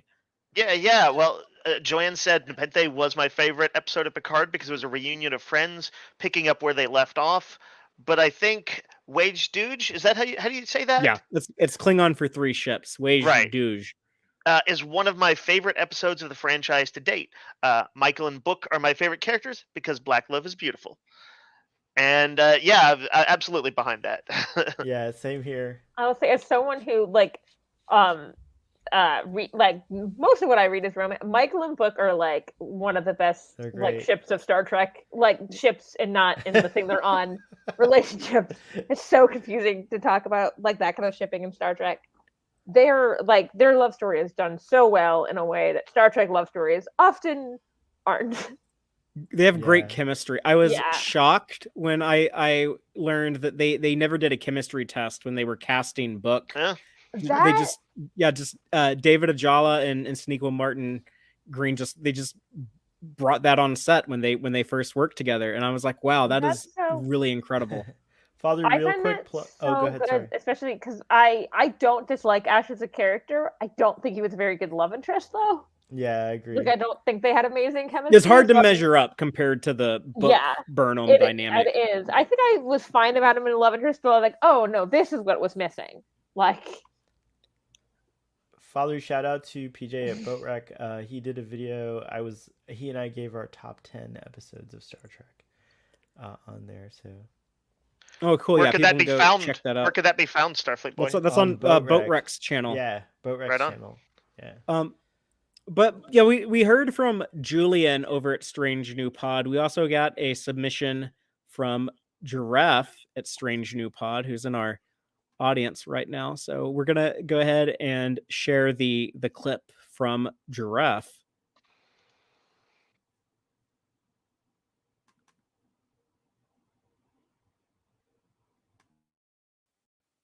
Hi, I'm Giraffe from Strange New Pod. First of all, thank you for asking my opinion on what these last 5 years of Trek have given me. So much new friends, podcasts, conventions. But I have to say that I hesitated very long between having Uhura back on TV, which is, I think for me, my ultimate dream of Star Trek, but I think I'm gonna go with the captains. these last 5 years, Star Trek has given me the characters I always wanted to see on TV. Two black women captain, Michael Burnham and Carol Freeman. And for me, I think that this was the best moment in these last 5 years when Michael Burnham sat on the chair and said, "Let's fly." I cried, I cheered. It's so important for a Trekkie like me that has been a Trekkie for so long to finally see myself in the captain chair. So yeah, that's what I'm gonna choose. Even if, deep down in my heart, it's having all of you as friends, and I cannot wait to see you again in the next convention.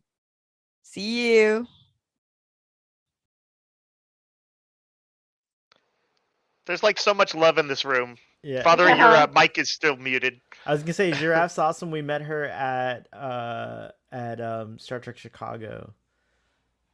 Yeah, Right on. she's really cool. She had that cool Romulan commander cosplay. She loves the Romulans, I guess. But yeah, I hope to see her soon at Star Trek Las Vegas. Yes, and I hope she's having fun now at San Diego Comic-Con. Oh man, I'm gonna have so much FOMO. I wish I booked Vegas. Right. But I just want to say that that reminded me. I had a similar moment as Giraffe with Mr. Sahil.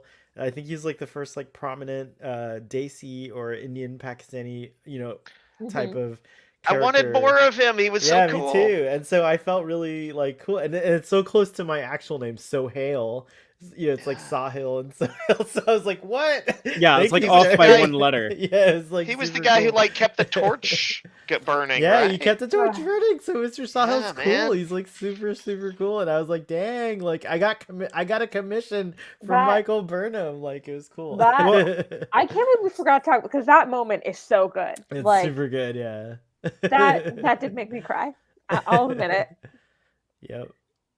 I wanted him to come back as I don't know where it was suggested, but like as like the communications, guy who was like reaching out to, as they expanded the galaxies or Starfleet's. I'd love for him to reach. be like maybe the chief diplomat of Starfleet or something like that. like an ambassador, Federation rather. Like they should bring him back. Or something like yeah, that. I'm hoping.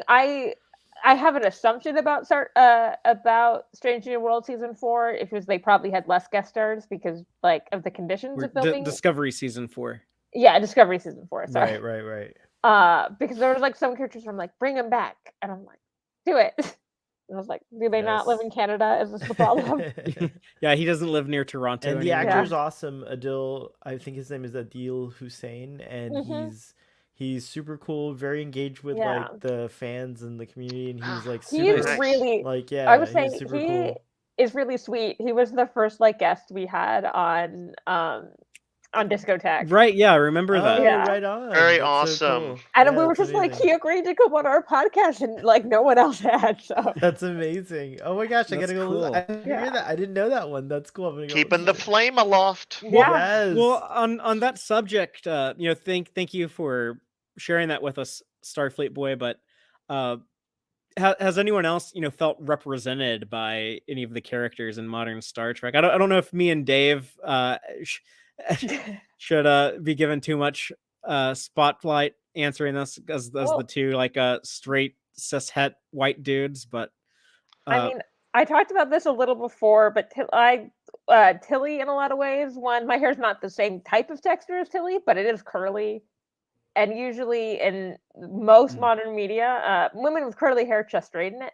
And also like I have ADHD, and what I've had canon Tilly is having like ADHD in the way it normally presents in like female presenting people, and not and it's pretty rare to have fairly positive representation of ADHD. I would say most representation of ADHD is people abusing like the drugs for it. So it was like amazing to see, and then like her being neurodivergent, and sometimes like that being like what made her useful, and not just being like something that was like bad about her. What was it Saru said? You're a very good first impression. Mhm. Yeah. Yeah, loved it.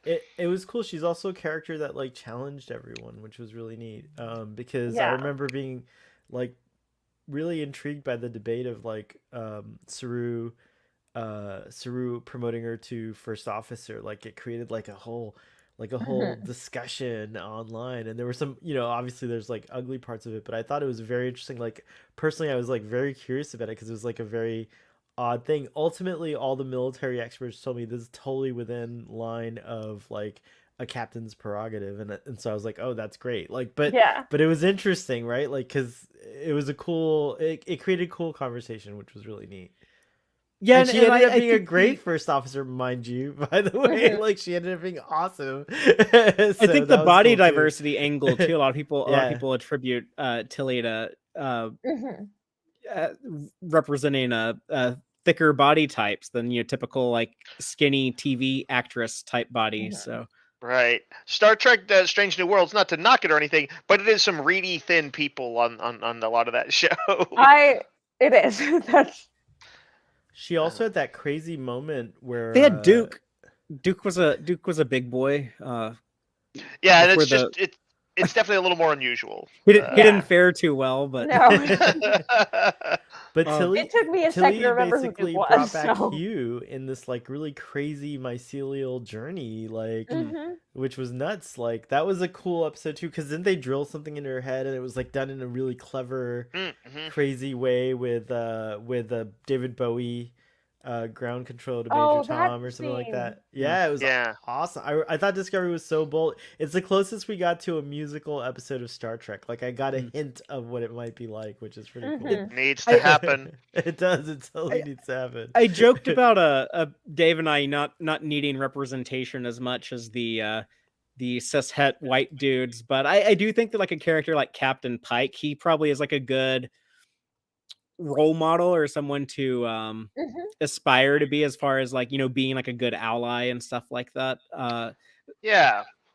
Pike feels like basically he feels like an old school guy who with decent progressive values who did the work of like keeping up with things. Yeah, and a good example of non-toxic masculinity, I think. Yeah, that absolutely. He's like a great example of it. And not to keep I know I've harped on Saru a fair amount, but like I don't always look for I'll identify with a character in aspects and not every aspect. I identify somewhat with Tilly in certain ways, like the way that she, her trying to figure her life path out. And with Saru, I like that this is a guy who kind of went from a place of timidity.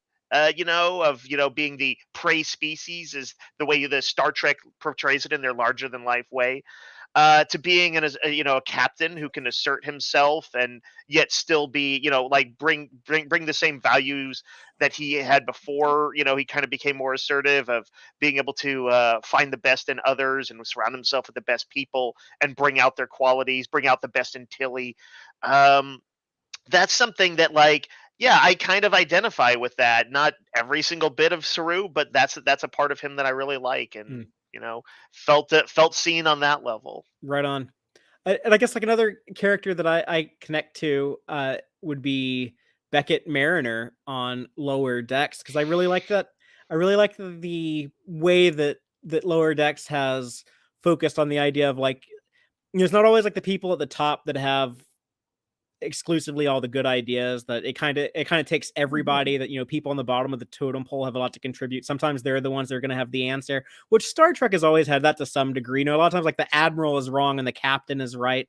This is kind of like shifting that scale a little lower to even like Lower Decks. But I connect to like a character who is pretty confident and is aware of like the strengths that they have, but often kind of feels like, yeah, it's kind of like BS having to like navigate the systems and the structures and stuff we have in order to be in the position where you can be the most effective and contribute and stuff. And just having to not only like learn how to function in those roles, but also getting those people's that are in charge, getting their attention and being like, no, like you actually need to adjust down to where I'm at, and you need to be the one to help putting an effort to connect with me as much as I'm having to connect with you. And I really like it. I think that's kind of like the most important thing of that show. All like the silly jokes and stuff are good, but I kind of like that being at the heart Mhm. of it. Well,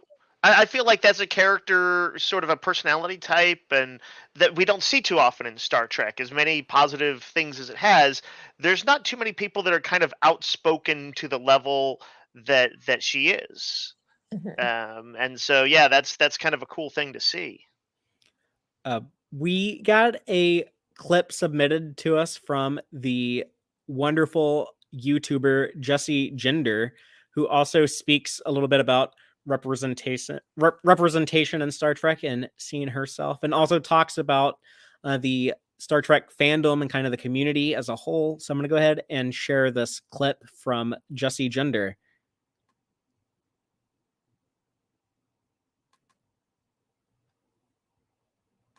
This is Jesse Gender. Sorry I'm not appearing on camera. Normally I'd be a weirdo dork with my face for all of you, but I'm still recovering from a recent surgery, so you're just getting the sexy audio waveforms. But regardless, thank you, Father E, for asking me to contribute to this, and I was sort of sitting here and trying to think of my favorite moment from the past 5 years of Star Trek, and honestly, there has been so much that I've adored. I mean, just the fact that we've gotten LGBTQ characters prominently and forefronted in Star Trek, especially trans and non-binary characters, something that means so much to me to see my favorite franchise doing, and just the fact that this franchise is putting queer representation forward has just meant so much to me. The amount of Star Trek that we're getting, I mean, as someone who grew up in the dark ages of Star Trek, I literally got into Trek right at the end of Star Trek Enterprise. I'm like, now I'm inundated with so much, and it feels so wonderful and amazing, and it's just brought back this reaffirmment in my life of just this hope for infinite diversity and infinite combinations, the hope for the future, and it's something that I think we've desperately needed. I've also had shows like Star Trek Lower Decks, which is just my particular weird little niche of Star Trek. It's a show that I never thought would get made, but now that I've seen it, I'm like, this is the Star Trek show for me. It's just the complete nerdy Trekkie show, and it's got like such amazing characters and storylines, and Tendi, of all of them, I just adore her with all of my heart. She's just my complete and utter, like, just favorite character in modern Star Trek by far, and quite possibly in all of Star Trek in general. And I just love her sweet, earnest, just hope and optimism and happiness. And then just also the fact that there are just so many people behind the scenes of Star Trek that I've gotten the chance, been lucky enough to meet a bunch of them. But even if I hadn't, it's just been so nice to know that the people behind the scenes of Star Trek are also doing the work of trying to fight for a better future and try to be positive people. I won't name names of people that I've met. I met them at conventions and things like that, but they are all just truly heartwarming and amazing people, and I just love that my favorite franchise is amazing both behind and in front of the screen. But you asked for one specific thing, and I know I just rambled a whole bunch at you, but if I had to pick one thing that meant the most to me of the past 5 years of Star Trek, it is the community of people that I've had the honor to meet. Not just the people behind the scenes, but just the beautiful, amazing people who I've gotten to surround myself with because of our shared love of Star Trek. It's quite obvious that I have a hyperfixation on Star Trek, but I've had that since I was a little kid, but I never really had anyone to share it with. And I was often even kind of bullied and made fun of for my love of Star Trek. And it's just been so meaningful in my adulthood to find people that really love this thing as much as I do, and who also share that desire and curiosity and earnest just delight in people and the world and the universe, and just want to make it better. Folks like yourself, Father E, or just the people that I met at conventions or on Twitter, or that I talked to with my videos and in the comment sections, like every single one of those I cherish with all of my heart. And there's one moment that just epitomized that for me, which was at the end of the Star Trek Mission Chicago convention of this year, 2022, if you're listening to this in the future. At the end of the convention, I had met all these people. It was an amazing weekend. It was so great. I was overwhelmed. And then I was asked to go to the bar with a couple people afterwards. And I was just going to show up for 20 minutes. I was so exhausted. I was just going to say hi and say goodbye, and then that would sort of be the end of the trip. But I went to the bar, and there were just so many people there that I had met. And I just talked with them for a long time, and it was such a wonderful, amazing conversation. We just kept talking and talking, and as the evening went on, people that I had met throughout the week just stopped by the table and said hi, and I got to give them a hug. I even cried a few times. We got some beers, and it was just nice to see people slip in and out who I had seen on Twitter and other places, comment sections, who now I knew in real life. And it was just that moment where I just realized how lucky I am to be a part of this community. And I was there for hours. I was there for many hours longer than I expected. I was dead tired, but it was worth every second of it. And this community is worth everything that it has given me. I just adore it so much. So all of that is why I love Star Trek and why this modern era of Star Trek has meant so much to me. And to wrap out, congratulations, Fathery, for making it to 200 and to also just being a wonderful, amazing part of this community. You epitomize everything that I just said. So my love to you and thank you so much. Well, thank you, Jesse. That was very kind of you to say. Wow. I feel like you oversold me a little bit there, but Nah. Also, we got to meet Jessie and hang out with her at Mission Chicago. It was awesome. yeah, she's great. very, very nice person, very sweet person. Yep. That was so fun when I was like standing in line to get into the convention, and she saw me before I saw her, and like I see like this person like waving out of the corner of my eye. I turn, like it's Jesse Gender jumping up and down, waving at me to get my attention. But she also just want to give a quick shout out. She just had her, I believe it's called a facial feminization surgery procedure done, and she said that's like the final step in her transition, if I'm remembering correctly. And yeah, she's about to have a video on her channel coming up in a few days, revealing her face post recovery from surgery. So that is really, really cool, and I encourage people to go. If you're not checking out Jessie Gender, you should, because she makes very good Star Trek content, and also just she's educated me about so much stuff that I just get so much good information.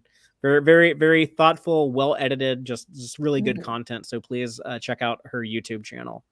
It's been cool. I've been following Jessie for a long time, and in a way, her channel. I don't know if everyone has the time to do this, but like her channel is a documentation of a person transitioning. So it's pretty cool to see like how far she's come. She's an amazing right. Yeah, human over being. the years. Yeah, yeah, that's a good point. Cool. Yeah.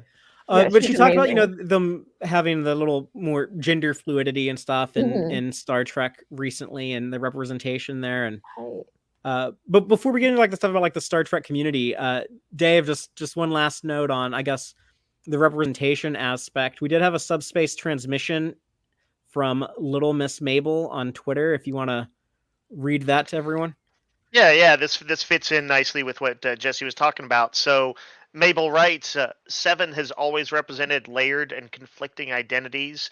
Hashtag Star Trek Picard finally acknowledging her queerness has meant so much to so many. The representation and intersectionality of her relationship with Raffi is so important for Star Trek and fans. So, and that was by the way, but one of my favorite things about Picard was in season 2, getting to see. We talked about this when we were watching it. It's like they sort of fast forwarded to a point where they were sort of, their relationship was a little on the rocks, or at least a little distant. But like that sense of connectiveness, and shared history was already, I thought, was really coming through in those characters, and I loved their banter and their trip. Their like road trip stuff in the episodes. So yeah, another good example of the actors having really great chemistry. Yeah, no, they did a great job of doing like a familiarity that I was like, I don't assume those actors have quite that level of familiarity in real life. Especially because I assume they probably during season 2 weren't able to like just hang out on set together. Yeah, good point. Yeah, COVID protocols when they shot all of that. Yeah, I'm consistently impressed. I'll watch the behind the scenes stuff, and I'll see actors masked up and following protocol best they can. And crew and everybody, and I know it's tough. So I extra special shout out to everybody working on all of these treks in the pandemic. Yeah, I could look. I was like, that does not look like an easy job. Like, and Star Trek basically gave us like 40 some odd weeks consecutive of Star Trek. It's like an amazing. We had 48 weeks if you don't count that there is a 1 week gap in there between Lower Decks season 2 and the premiere of Prodigy. There is like 1 week of no Trek in October of 2021. That was when Dune came out, so it was convenient. It gave me a weekend off to go see Dune.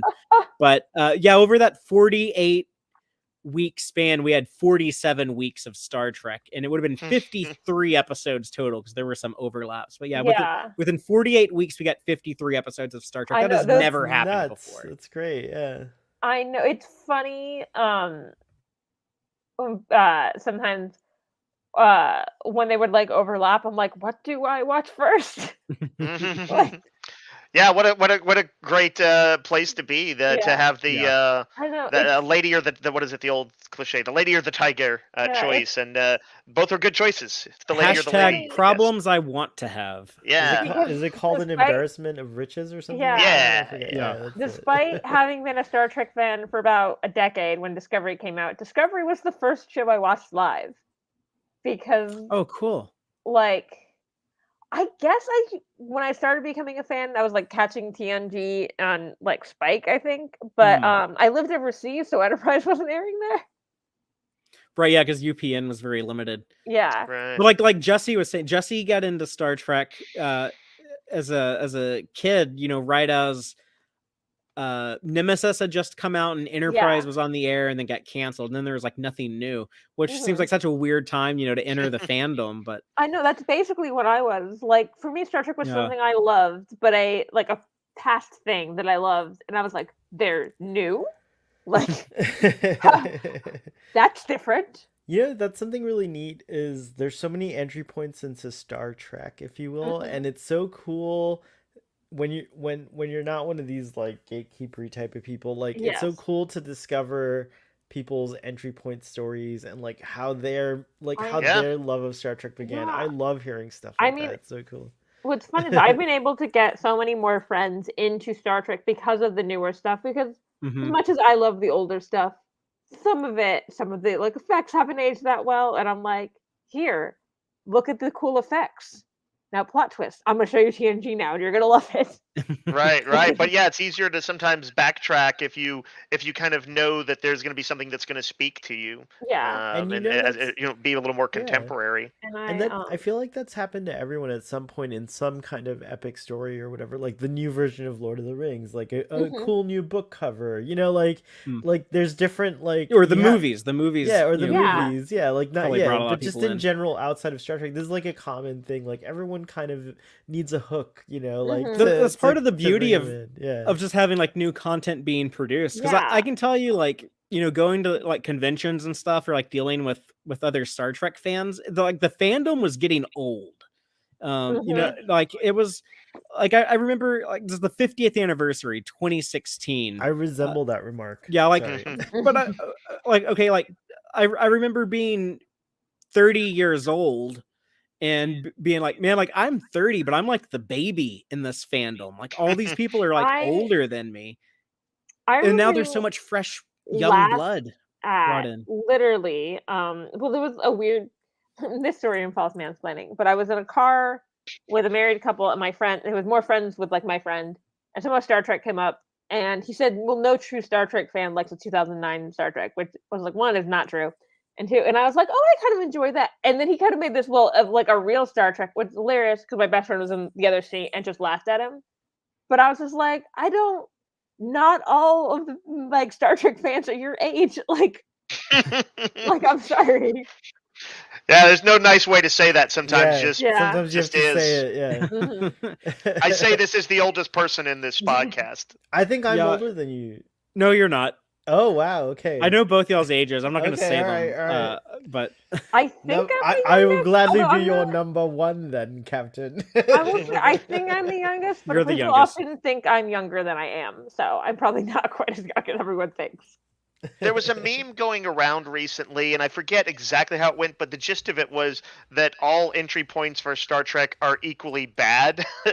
And they're like, so you should just accept that you're going to come in and you're going to be confused and embrace the fun and the chaos. I like that meme. I really like that too, Dave. That's cool. I have a list of TNG episodes, which is one of my favorite Star Treks, of list of episodes to give. I give my friends of episodes to skip. I'm creating a gate right now. If you come in to Star Trek like with an episode like Sub Rosa, you're hardcore, and you kept going. Like that's like a hardcore fan. I'm pretty sure that like me loving the Royale. I it's think such a good. one of the first episodes of TNG I ever saw, and I'm like now like there's an insane episode too. Like then like I'm in. Yeah. Like, But like it's just sometimes you pick up on what's interesting about it, even if you have to wade through some stuff. By the way, is Code of Honor on your list? That's a skip. That's got to be a skip. Yes, that is. I believe that is the first episode. Just check. It's a dubious episode because I think I did a panel discussion about this, and we think it deserves to stay as a lesson, like as a lesson. Well, yeah, like I don't. No one wants to like delete these. No, like, they shouldn't. They shouldn't be erased. I think it's a good argument though. Like some things should. Yeah. You know, but at the same time, don't be like Disney and just like try to erase history. You know, well, because I think from what I've read about the history of that episode, it seems like they were like originally like they're going to be aliens, and then the casting went wrong, and you're like, oh, and what you cast have members implied, hate it's the episode bad. Vehemently. Like I think Jonathan Frakes, I can sort of remember saying something like he was on the delete camp. Yeah. I am going to propose a reshoot. Like I think Jonathan. Well, they're not. No studio executive is ever going to give you money to reshoot one of the worst episodes of Star Trek ever. There was a while that for some reason, you know how like Netflix will like show one clip of a show. For some reason, the TNG clip was from Code of Honor, and I was like, why? Well, I mean, and there are interesting things. I don't want to like go ad nauseum about this, but if you want to go, we're check supposed to be talking about like the good things in like modern Star Trek, not the bad things in old Star Trek. It's true, but it does exemplify that like there's rough patches, and yet so many people end up finding something in Trek, even if maybe you come in a little awkwardly sometimes. Well, Dave, we had a message sent to us from our friend Robbie, who helps out Tex-Trek on our Facebook page sometimes. Robbie. He's also starting the Red Shirt Reviews podcast with Starfleet Boy. That or is that not happening now? It's been shelved. Poor young Robbie has a job, and it's hard for him to podcast like to do a regular thing. So well, it's also insane to do like every episode of Star Trek in chronological order. It is. That's what I'm doing. If you did one episode, if you started now and did one episode a week, I think it would take you like 17 years. But. So now you've just called me insane because that's what Starfleet Boy's been doing for 6 years. Crazy like a fox. It's true. I would also not do chronological order because they keep releasing shows that are like it's gonna mess it all up. We had a plan for it. There was a whole plan, but yes, he has a job that he works like 6 days a week. Like there's no way. So he needs to spend time with like doing other things. So he's gonna release content though. It's just not gonna be that podcast. he did share some information with us. So Dave, if you want to go ahead and read what we got from Robbie, people can follow him on Twitter at Earl Grey Trekkie. But what did he have to say, Dave? He says, I want to say, as tiring as it may be, that Star Trek entertained me during a lonely time in my life and at a time while I was still molding as a person. Its ideals of diplomacy, acceptance, pride in oneself, and compassion greatly affected me and resonated emotionally. I can honestly say that it has brought me closer to people from a myriad of different backgrounds.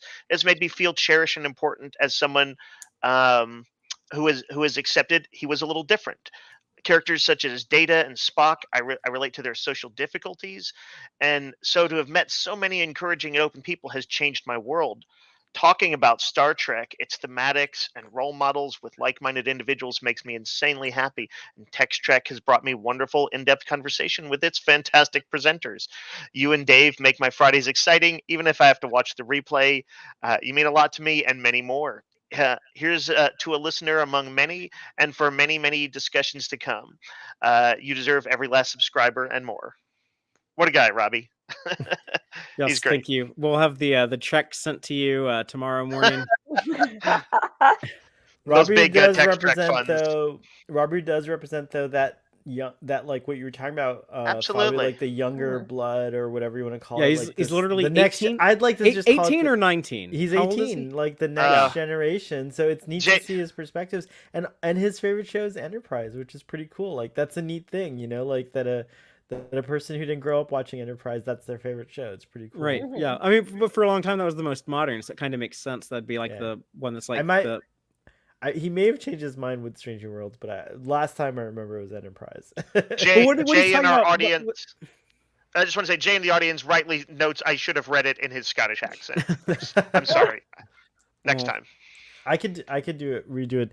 Oh, I am Robe. No, I'm just kidding. That's it. That was terrible. It's the worst, yeah. But what he's talking about with having like this community, you know, with I get what he's saying. You know, I didn't grow up with people who watched Star Trek. No one in my family watched Star Trek. I never had any friends that cared about it, and it's kind of weird. And then like in recent years, I got in a situation where a lot of my friends I used to like do stuff with, I used to like go out with, like they either like moved away or got married or whatever, and like now like I kind of have like a hard time finding people to go hang out with or do things with, except with the online Star Trek community. And now I know so many people who care about Star Trek, and it's really been just a wonderful community to be a part of. You know, like I some of these friendships I've made in recent years because of new Star Trek being back are some of the friendships I cherish most, and that I think I'll be lifelong friends with a lot of these people. And even if you're unable to, you know, go to conventions and stuff, I know like, you know, it can be expensive to travel, or, you know, if people have, you know, health issues or concerns or whatever, and they're not able to like get out to these things, but like even just connecting online, even just, you know, doing our show, doing Tex-Trek and connecting with our audience, that's such a important part of my life that just didn't exist 5 years ago. Yeah, definitely. I haven't gotten out to a Star Trek convention yet. Ooh. The Chicago literally happened the weekend before my brother got married, and getting the weekend off for that seemed more important. Yes. Understandable. Fair enough. Are you gonna try for Seattle? I might. Okay, cool. I don't want to like put No any promises. like no Yeah. promises, but I for the first time in a while have a fairly stable job. So Right on. but I know what's nice about online is like for the most part it's free. Like you don't have the barrier of like being in the same place. Like I like I have a lot of online friends, not just from Star Trek, but I would say like making friends in Star Trek goes to me a lot quicker than like anywhere else. It's I think That Rachel, instant connection. Yeah. Mm-hmm. and Star Trek has always kind of touted the spirit of friendship. Like I feel like friendship has been a big part of Star Trek, in addition to like things like infinite, you know, concepts like infinite diversity, in infinite combinations. But Star Trek has always had a great focus, or a great like has set a great example of like what a equitable or just like healthy friendship should be. We see it in myriad examples throughout the different shows, and even in like the darker Star Trek shows, like, you know, if you want to put Picard and discovering that, like the spirit of friendship really shines through. So I think Star Trek fans, like, or people who like invest a little more time into Star Trek, will start to like ignite that spirit ignites in them, and you just like want to be friends with other Trekkies. Like, yeah. Absolutely. Every crew of every ship or station in Star Trek is also a family. So. Yeah. There is whereas like I was like, there's not a Star Trek show where I'm like, these people are just colleagues. I was like, no, they would literally die for each other. Yeah, 100%. Well, I have a video submission from Bruce Gibson. He's on the Positively Trek podcast with Dan Gunther, and he wanted to talk about some of the fun he's had in these recent years of modern Star Trek and being able to connect with people at events. So this one, the audio is going to sound a little weird for people listening to the podcast, but after the clip, I'll explain why. But here is Bruce Gibson.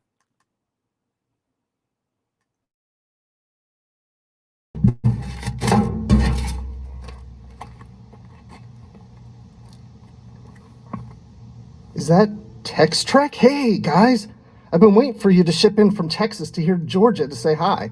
Well, I'm saying hi and happy 5 years on the podcast. It's just incredible. I mean, 5 years. Can you imagine? I mean, we've gotten all these Star Trek series in the past 5 years, and I've loved them all. And oh, by the way, for those who don't know, I'm Bruce Gibson. I do Positively Trek, a podcast with Dan Gunther. And we do all things Star Trek. But yeah, whew, it's hot out here. But I wanted to let you guys know that the past 5 years have not only been incredible for new Star Trek series, but even for me as a Star Trek fan. I've gotten to go to many conventions. I've gotten to meet people online in person that I've never talked to in person before, even with the pandemic, even with that window in there. But, I even got to go to the red carpet for Star Trek Discovery when that premiered. That was incredible, and that was by accident. I just happened to be in Hollywood on business. And all of a sudden, I'm in the theater and meeting the cast and all kinds of people behind the scenes. So that was incredible, too. So happy 5 years. Congratulations. And here's to another 5 years. Oh, and return to sender.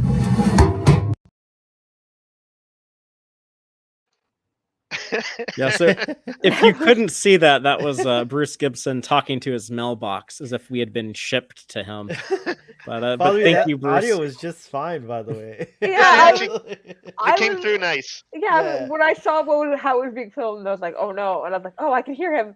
Like, oh no, there's just like a little bit of echo in there. Yeah. Bruce was hosting that cool panel with Jesse at Star Trek Mission Chicago. Yeah, we met him at authors, Chicago. Yeah. I talked to him online about I wanted to meet up, and then I was in the main stage room. We were waiting on some panel to start, and I was looking at something on my phone, and for some reason I pulled up my camera. I guess I was gonna take like a selfie of myself or something. But I look at my camera and I see Bruce Gibson sitting in a row behind me. That's right. What do you do? He's like, I was just about to message you and tell you I was sitting behind you. But that was my introduction to Bruce Gibson. But yeah, like really, really fun guy. People should listen to him and Dan on Positively Trek. I listen to them every Tuesday morning when they put out a new podcast. That's the first thing I do. I get up in the morning, I go to the bathroom, I hit play on Positively Trek and listen to them as I get dressed and get ready for work. They're really fun dudes, but yeah, he is a part of what makes this community so great, right? You get to meet cool people like Bruce.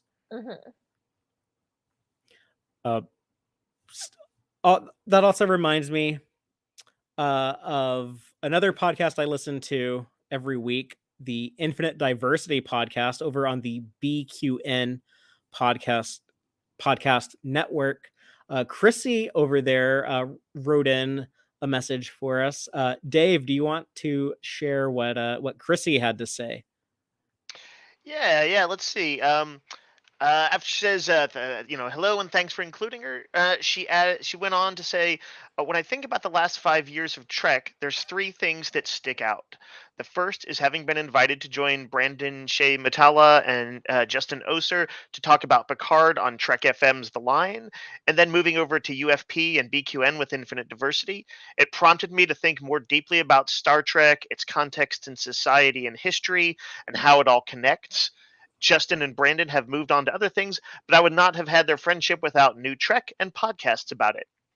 And this brought me into a whole new community of friends, including my current co-host on Infinite Diversity, Thad Haight. This also put me in the position to create my other podcast, History with the Zolagis. I'm sorry I might have butchered the name, which I write and record with my fellow historian partner, Jason. The second thing that comes to mind is that I've had the opportunity to lead a Star Trek discussion group as part of a retiree lifelong learning outreach at one of the universities at which I teach. I put it in the schedule on the off chance it would have enough people to happen, and it almost filled up the first time I offered it. I wasn't able to do it during COVID, but it started up again and just as popular. The third thing is Mission Chicago. That was my first big convention and the first one I'd been to since I was 10 years old. And I got to meet in person so many of the people with whom I'd spoken via podcasting and social media.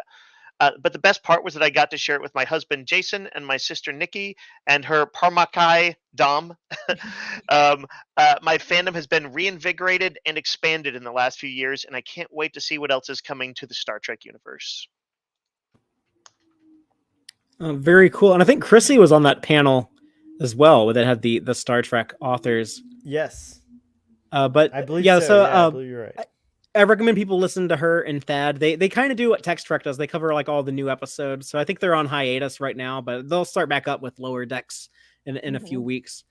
But yeah, another cool person that was at Mission Chicago, and Starfleet Boy. I don't know if you remember, there was like this one weirdo that kept like following us around that we were hanging out at Mission Chicago. But I kind of forgot about him. Shatner? No, I'm just kidding, sorry. I can't remember his name, but for some reason he submitted some material to us. I don't even think I invited him or asked him to share anything, but here we go. That Here guy. is, I know who you're talking about. Oh, wait, let me check my notes. This is from a YouTuber called Trek on the Tube. Okay, here we go. I think it's Tubby. Trek on the Tubby. No, I'm just kidding. Hey, Trek on the Tube here. Oh my goodness. 200 episodes? Are you kidding me? Congratulations, Tex-Trek. It's amazing. I love you guys. I love your show. It's great. Carry on. Continue on. Keep on boldly going. You wanted me to talk about, I don't know, something impactful, I guess, or something meaningful that has happened to me over these past 5 years, or something specific about Star Trek. I'll tell you what.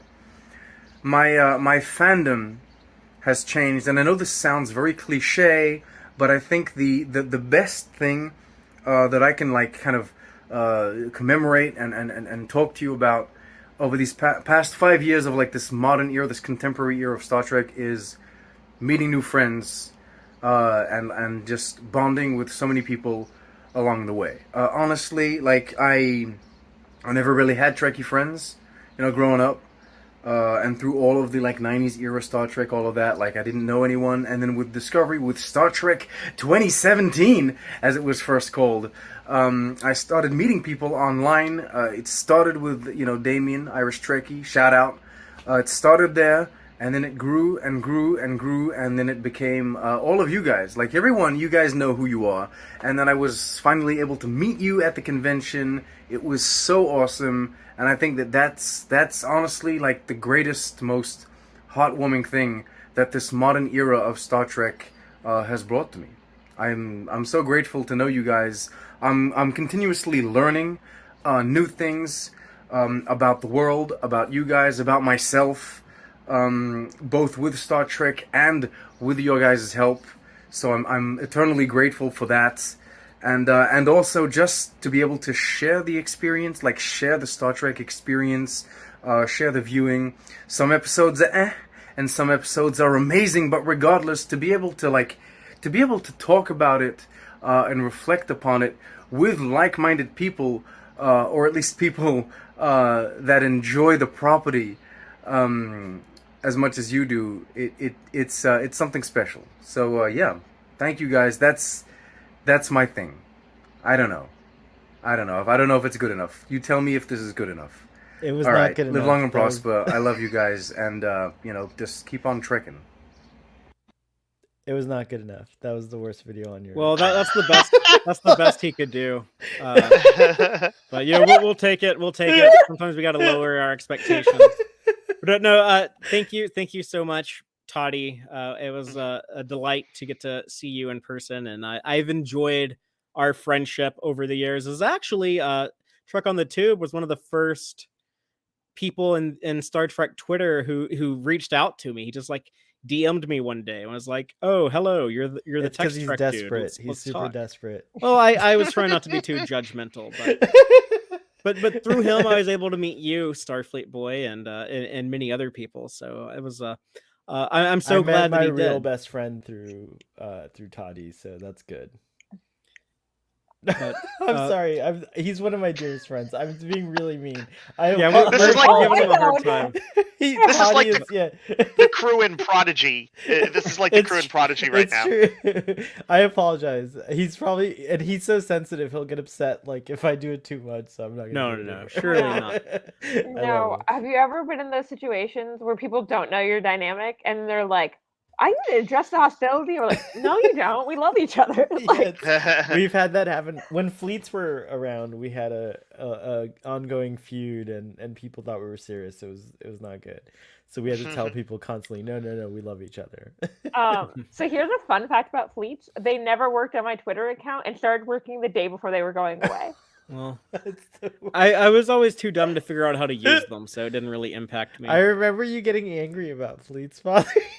Oh yeah, because I got mad. Y'all kept talking. I was like, "What the hell are y'all even talking about?" Yeah, it's true. I was so annoyed by not having them because of the time I worked as a social media manager, and luckily the account I ran for work had it. But I was like, I forget about them because they're not on my main Twitter feed.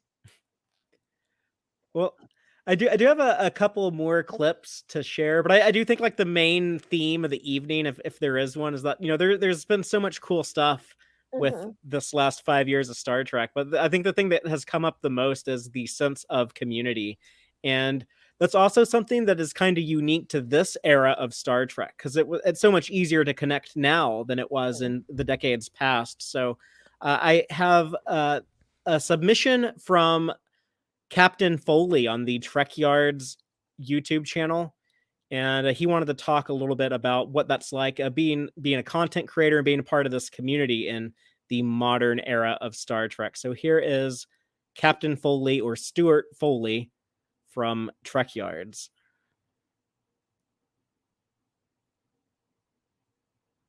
If I can find the right file to click on. There's some villainy talk in your chat while you find that. So what are your all favorite villains? Rachel. Oh, wait, I got it. I got it. You got it. Okay, we're good. Sorry, I was trying to be a good co-host-ish. Captain Foley from Trek Yards here. Good to see you guys. Thank you so much for having me on and to talk about some of our favorite things from New Trek. So, Steven, you're the man. Love you. Thank you for having me on. Yeah, so we're here to talk about some of the things we really like about the new Star Trek, the last 5 years of Star Trek. It is like the silver age of Star Trek. Now, a lot of people might disagree and call it the golden age. I still think the golden age is the 90s when we had TNG, DS9, Voyager, and then eventually the Enterprise on. I think that was more of the golden age. This is like the silver age, like the silver age of comics. There's more to love. Things are getting their own spin-off series, stuff like that. Yeah, it's a good time to be a Trekkie. Trek Yards is coming up on its 7th anniversary in October of this year, 2022, and we've really enjoyed all the new Trek. We created Trek Yards before there was new Trek on the horizon, so it's fun to be part of this community right now. It's a good time to be a Trekkie, and you know, you might not appreciate all the new shows. You might not like all the new shows. You might have a problem with Discovery. You might have a problem with Lower Decks because of the animation or the humor. Everybody's going to have their own likes and dislikes. You can't make everybody happy. But Trek Yards, we focus on going in and looking at the good and the bad in all of it, because there is good and bad in all of Star Trek, even the old stuff. There's a lot of problems with TOS, a lot of problems with TNG. They all have their problems. They all have their fantastic things. Even Discovery is the same way. There's a lot of good stuff in Discovery. So I don't hate any Star Trek. I never will. It's Star Trek. I'm going to love it all. I'm going to judge it on its own merits and go from there. There's a lot of good stuff going on right now, which we really appreciate. I mean, I became friends with Anthony Rapp as a result of Discovery. He was actually watching Trek Yards in season 1, trying to get he loved our prediction videos when we predict what was going to happen next week. He loved hearing those kind of things. So that was amazing to know that people on the show are actually watching our show. And Tilly from Discovery. I mean, come on, guys. Tilly. Let's just leave it at that. You know, we've had designers on our show. We've had producers on our show. We've had actors on our show. And you'd be surprised who actually watches. Mike McMahon actually watches Trek Yards, has for a while now. Aaron Waltke from Prodigy, he watches Trek Yards. He's been a fan for years, even before Prodigy was conceived of. So they watch our content. Mike McMahon, we did an interview with him and his team. They actually say that Trek Yards holds them to task. They wonder what Trek Yards is going to say about a particular decision they're going to make or a ship they're going to show. So stuff like that's really great. There's just so much out there for everybody. Whether you're a fan of the animation style or the humor or not, you can enjoy Lower Decks. You cannot choose to not watch it. There's just so much good Star Trek content right now. It's a fantastic time to be a Trekkie, as I keep saying. So Yeah, I mean, but honestly, in my mind, one of the best things about the last 5 years is all of the people I've met and all of the channels that have popped up on YouTube. Jesse Gender, Starfleet Boy, Trek on the Tube, Tex-Trek, Salty Trekker. There's so many people talking about Star Trek right now. These are people, a lot of them that I've met in person. I watch all the time. I feel like I know them. Getting to hang out with them at conventions and stuff is fantastic. So honestly, it's the community. It's the love, the shared love of a franchise, the shared past history of being a Star Trek fan, and just the fact that these people are creating this new content around shows that we love, showing off their love of the show, and it's just, like I keep saying, it's a fantastic community. Even our Trek Yards community, the people that join us for our lives, we got a lot of regulars that join us for every live. Stephen Fathry is one here from Tex-Trek. He joins us on our lives quite often and comments, and it's just, as I said, it's a great community. There's great people involved, and this wouldn't have been able to be done in the 90s. All of these YouTube channels talking about Star Trek. So it's the perfect time to be a Trekkie, as I keep saying. There's a lot to love, and there's a lot more coming. I know for a fact season 3 of Picard is going to be off the chain. If you didn't enjoy season 1 or season 2, you need to watch season 3, because the way it's been developing and some of the information we have, trust me, you guys are going to be impressed. That's all I'm going to say. So definitely give it a chance. Give all New Trek a chance. Watch it all. Don't judge it based on what other people say. Watch it for yourself. Then watch these YouTube channels, which talk about their love for it, and see if you can get a new appreciation for something that you missed or something that you didn't think of. Because we like to generate conversation. We like to have our community have input. And that's one other reason I really appreciate that I was asked to come on here and talk about this today. So, yeah, if you haven't heard of Trek Yards, look us up on YouTube and on the social medias. We're on all of them. We're on Twitter. We're on Facebook. So look us up and look up everybody else I mentioned as well. It's definitely worth it. And like I said, the best thing for me is the people that I've met, whether it be people in the industry, like I said, the actors or the designers. I've become really close friends with a lot of them as a result. And if you would have told me that like 10 years ago, that I'd be friends with people like Doug Drexler and Rick Sternbach and John Eves and Andrew Probert or even Anthony Rapp, I would have told you were crazy. But now I talk to them on a regular basis. They've become friends of mine. And as a result, so have other YouTubers. So it just made my life a lot better, having Trek back on the air. Not only is it an entertainment value that you get to watch new Trek and you get excited for new Trek coming on, but then you also get the spin-offs of the YouTube content talking about it, and just getting to know people that are like-minded and that really love the same thing that you love. So I guess that's it. That's my takeaway from this. There's a fantastic community that's grown up around new Trek and even old Trek. We haven't forgotten that old Trek exists. We still talk about that as well. It's a legacy, and it's definitely worth your time to check everything out. So that's kind of where I stand. So thank you very much, and hope to see you guys over on Trek Yards at some point. Go subscribe, go join our lives, see what we're all about, and look forward to having you guys join us. So until next time, guys, I'm Captain Foley signing off. Live long and prosper. Have a good one, everybody.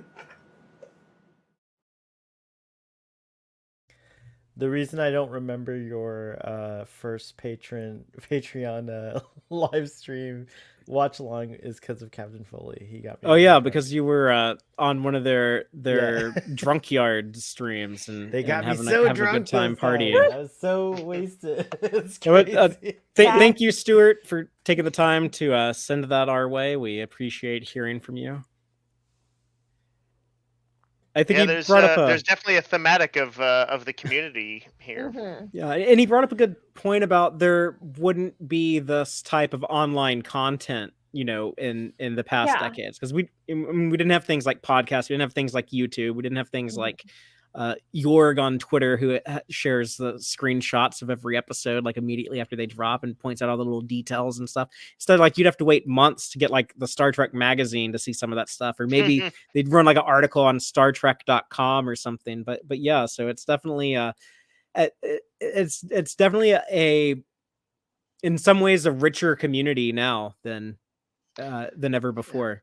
Although it's certainly shout out to the '60s people that built it up through blood, sweat, and letters in the mail. Yeah, Yeah. and fanzines and I know, fanzines. like, Yeah, I mean, modern fandom would not be what it is if it wasn't for like 60 Star Trek fans. Yes. Also, I love that like things. There's always some new information coming out that was like more obscure. People knew about it like back then, but like I think that people that deserve more of a highlight are getting it now. Like Nichelle Nichols with Woman in Motion, the new documentary that just came out. Like I was blown away. Like I know that if I like properly researched, I could have found out all these things, but it was great that like she finally got her like kind of dues, Yeah. you know, like, Right. or like proper flowers. Yeah. But that's It's just something more- that Larry talks about a lot. Yeah.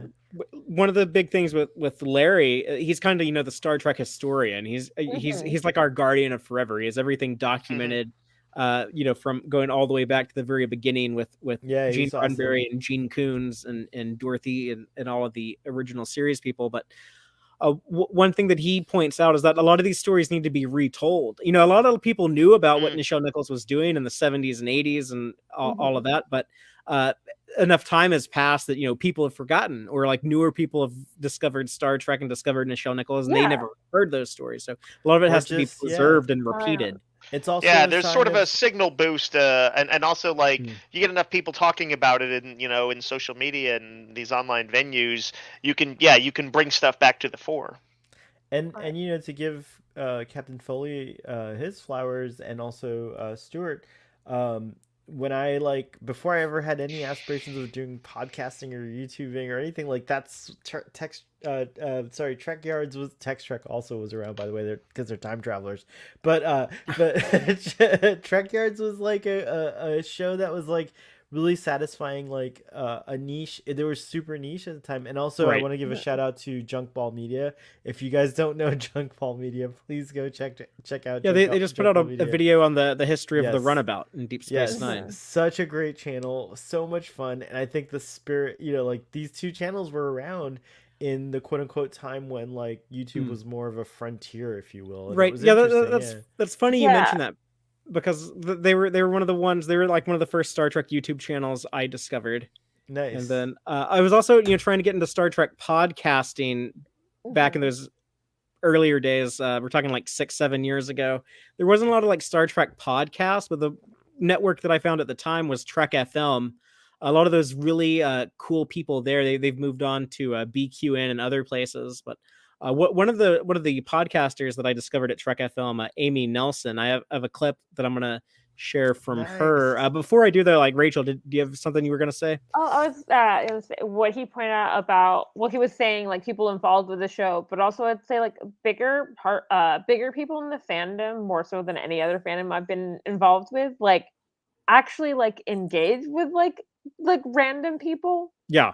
Like I'm following now, but I've had like the Hagman brothers at one point like retweeted one of my TikToks about Prodigy, and I was like, oh wait, what? Like they watched that? Like they watched. To be fair, your TikToks are epic. Thank but you. Yes, okay, it's true. I remember like bigger in fandom. Like I remember kind of really on like Larry Nemechek retweeting one of them, and then me just like I had like grown up reading like his books, and I was like, what is happening? Like this is insane. The first time the Larry possibilities Nemechek interacted with me, I died because same thing. I grew up reading his books, like it was nuts, and I still have like a hard time being like a podcaster when like someone like Larry Nemechek comes on my show. Like it's like I just start getting goofy and fan out. like it's like so. Larry at one point followed me, and like Steve Shives followed me at some point too. And what always be funny is sometimes they'll like a random tweet of mine that has nothing to do with Star Trek, and I was like, why are you following me? Like I'm like important enough for you to follow. Yeah, when it's not even Trek related. Yeah.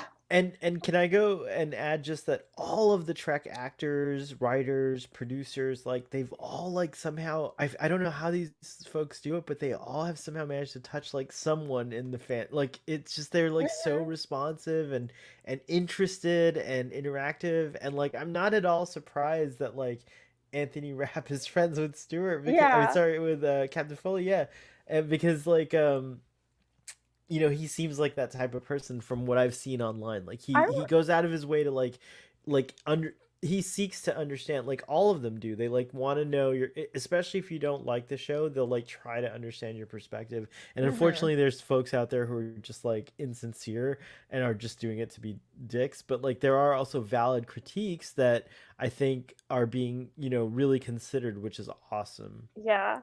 Look, I have occasionally had like Star Trek actors like a tweet where I'm talking about their character, but I have not tagged that actor. And they're like, "Yeah, I agree with that." And I'm like, what?" It's Who showed this amazing. to you? We truly live exactly. in you know, I will disagree with Captain Foley on one thing. He called it the Silver Age. I'm gonna go out and say this is the gold press latinum age of Star Trek. It's like freaking a cool time to be a Trekkie. I agree with him I've on that. called it like the Star Trek Renaissance, because in my head it's like the Disney Renaissance, and like that, like it's not better or worse than like the golden era, but I was like, it's really cool to be a fan right now. For sure. Well, here's the clip from Amy over at the BQN Podcast Network.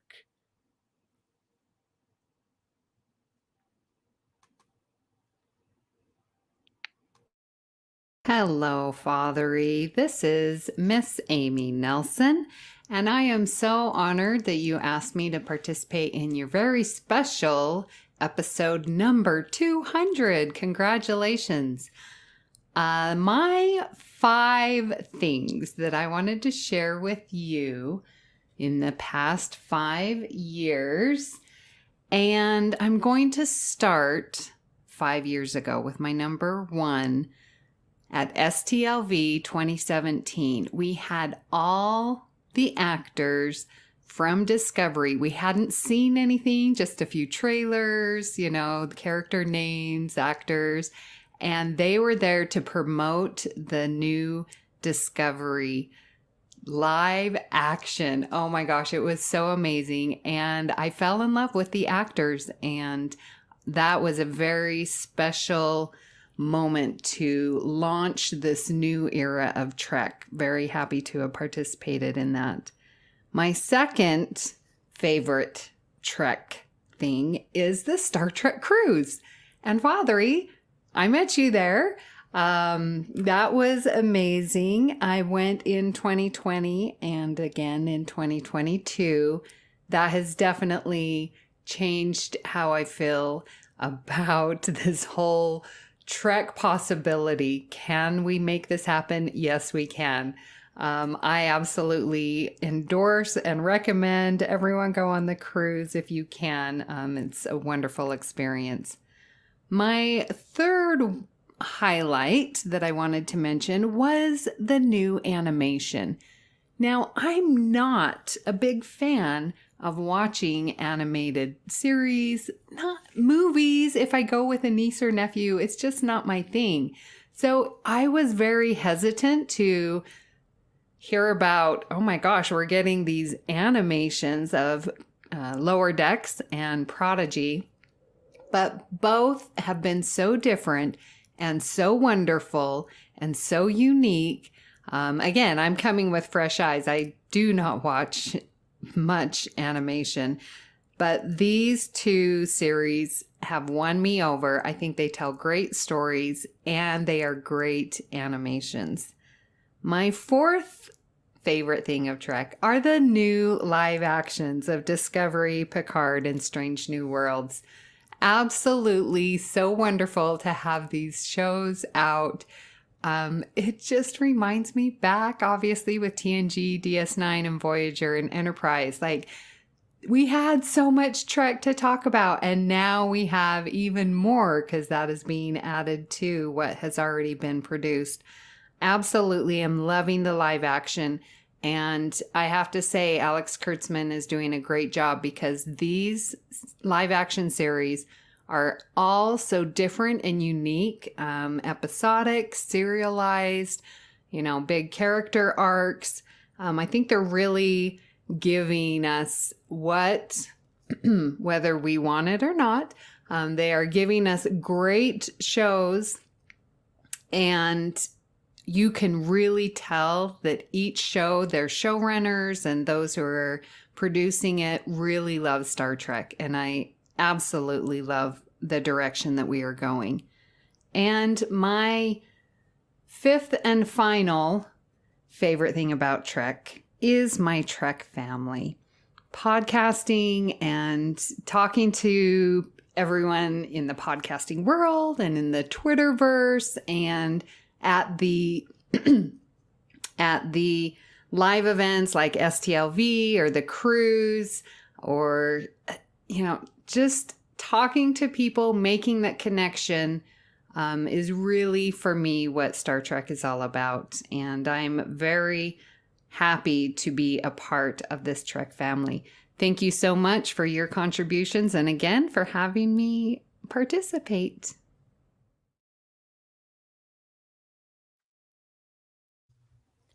So thank you, Amy, for sharing that with us. And she's really cool. She's actually a resident of Las Vegas, so she's always at Star Trek Las Vegas. And so she's always at Star Trek Las Vegas. I love that. Yeah, like she goes every year. Because I mean, it's like true. like across town for her. That she's just always there. It's always it's always no, she's on not even always when no one else is there. I mean, you can always count on seeing her there. Yeah. So I'm looking forward to seeing her in about a month in Las Vegas. I need a Star Trek convention to come to Texas, so that way I can regularly go. Yeah, I mean, maybe one day this the official roaming convention they might. I've heard that they're going to places where Reed Pop, the company that does that convention, where they do other things, and they have something they do in San Antonio. I think it's PAX South or something is based in San Antonio. So it's possible that we get a PAX in Seattle, PAX whatever it's called. Right? Yeah, they do the Northwest one in Seattle. Yeah. I mean, I wouldn't be able to I would still need a hotel, but I could just drive to San Antonio. Right? Yeah, you don't need a plane ticket to go there. So hopefully someday it happens. But yeah, I think that'd be tons of fun. Isn't there a song about is anybody going to San Antonio or something like that? San Francisco. Oh, San Francisco. I think, never but mind. My bad. We can appropriate it. There are songs about San Antonio. I'm sure there are. It was Ben Milam who said, "Who's going to follow Ben Milam to San Antonio during the Texas War for Independence in 1836?" But that's probably not what you were thinking of. Father is always ready to bust out the Texas history. I did love what you're saying about animation, because I actually was really looking forward, because the animation did the two things that I really wanted Star Trek to do with animation is, one, get more cameos in, because it's a lot easier to get an actor to come in, do a couple voiceovers, don't have to worry about if they look too old, don't have to worry about getting everyone in the same location, and be more creative with alien designs. And I feel like between between Lower Decks and Prodigy, we've really gotten that. Yeah, the animated series in the 70s kind of set a precedence for you can do crazier visuals and animation. The last clip I saved for last. It's actually from Triangulum Audio Studios, and it's very well edited. If you're watching the video of this, there's footage. We've had bad luck in the past sharing actual footage from new episodes of Star Trek, so I wanted to save this for last in case the stream gets shut down. We'll be okay. But I'm gonna shrink the screen. I'm gonna make it a little smaller, so hopefully the algorithms don't freak out when they see it. But here is the clip I got from Triangulum Audio Studios, and it's about one of their favorite moments in all of the 5 years of modern Star Trek.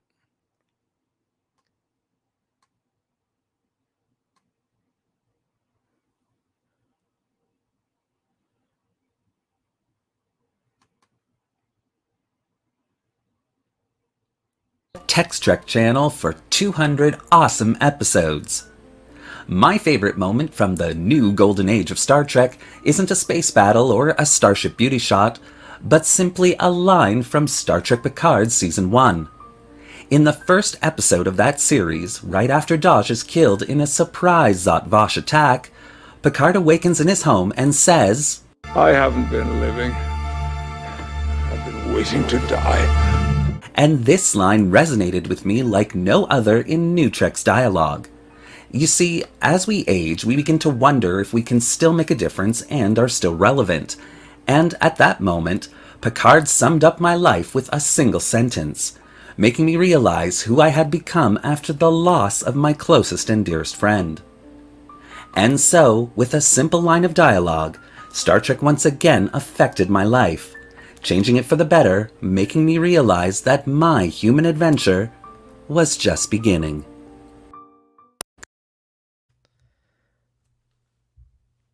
Father, I think you survived the copyright strike. We're still on the air, but that was epic. That you were huge, like kind of looking at the video, like it was. Like... I'm glad you liked that. Yeah, I was watching it very judgmentally, but yeah. but what a beautiful, sincere sentiment, though. Yeah, it was very nice, actually, and I love that sentiment. Actually, it's true. Yeah, it's kind of a morbid note to end the show on, but you know, know, honestly, it's kind of beautiful because it is. Yeah, I agree. Well, it's about turning around, a very difficult situation. Yeah, and I'm sorry, David, Triangulum Audio Studios. I've heard you mention something about that story before, and I'm sorry that you had to go through a loss like that. But I'm glad that you were able to find some solace and comfort in Star Trek, which happens to me all the time. I always say Star Trek is largely a show about the human experience, kind of like Shakespeare is. But it's just told in a way that has Vulcans and Klingons and phasers and stuff like that. So for me, it's a very cool way to explore the human experience. But yeah, and I think that kind of ties into like a larger theme of Star Trek Picard. It's really grappled with with mortality. Season 1, kind of ends with Data being released from existence. Same thing with Q in season 2. I think it's very likely, season 3, the end of Picard might be the literal end of Picard. Would seem to be on track. You're not wrong, but also I don't want to watch that. Yeah, it's sad. It's kind of hard to think about, but that is our mortality and death. That is part of the human experience. So some part of Star Trek should focus on that, and I think we're getting that in Star Trek Picard. Definitely. But on a cheerier note, in addition to Picard season 3, there's tons of great stuff to look forward to. I want to thank all of you for celebrating Tex-Trek 200 with me, and everyone in the audience, everyone listening to this later or watching it later. Thank you.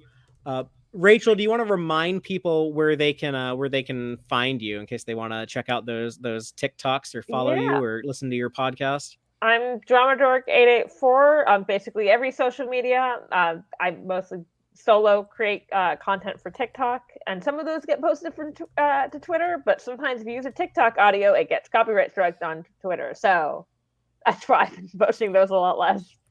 I'm also on the podcast Disco Trek, which is Disco Trek, which is a Star Trek podcast, and I'm on the podcast Mask and Mayhem, which is an actual play podcast.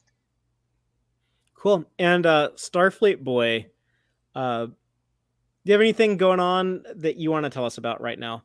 So tomorrow you and I are going to be on Trek Central talking about San Diego Comic-Con's Star Trek panel for on a live stream, and I think that's starting at 3, right, Fathery? Yeah, that'll be starting at 3 Eastern, 2 Central.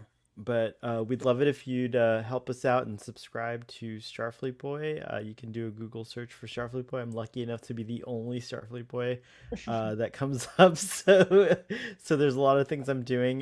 We have a Starfleet Boy After Dark channel as well. And as Father pointed out, I've been lucky enough to be a guest fairly regularly here on Tex-Trek. So thank you for including me on this 200th episode celebration, Father. I really appreciate it.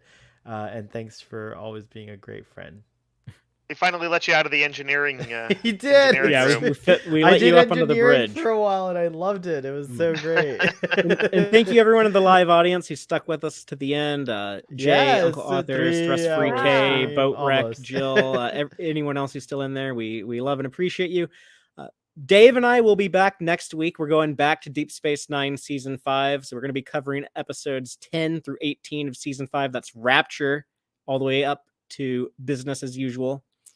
But until next week, as always, live long and prosper, y'all.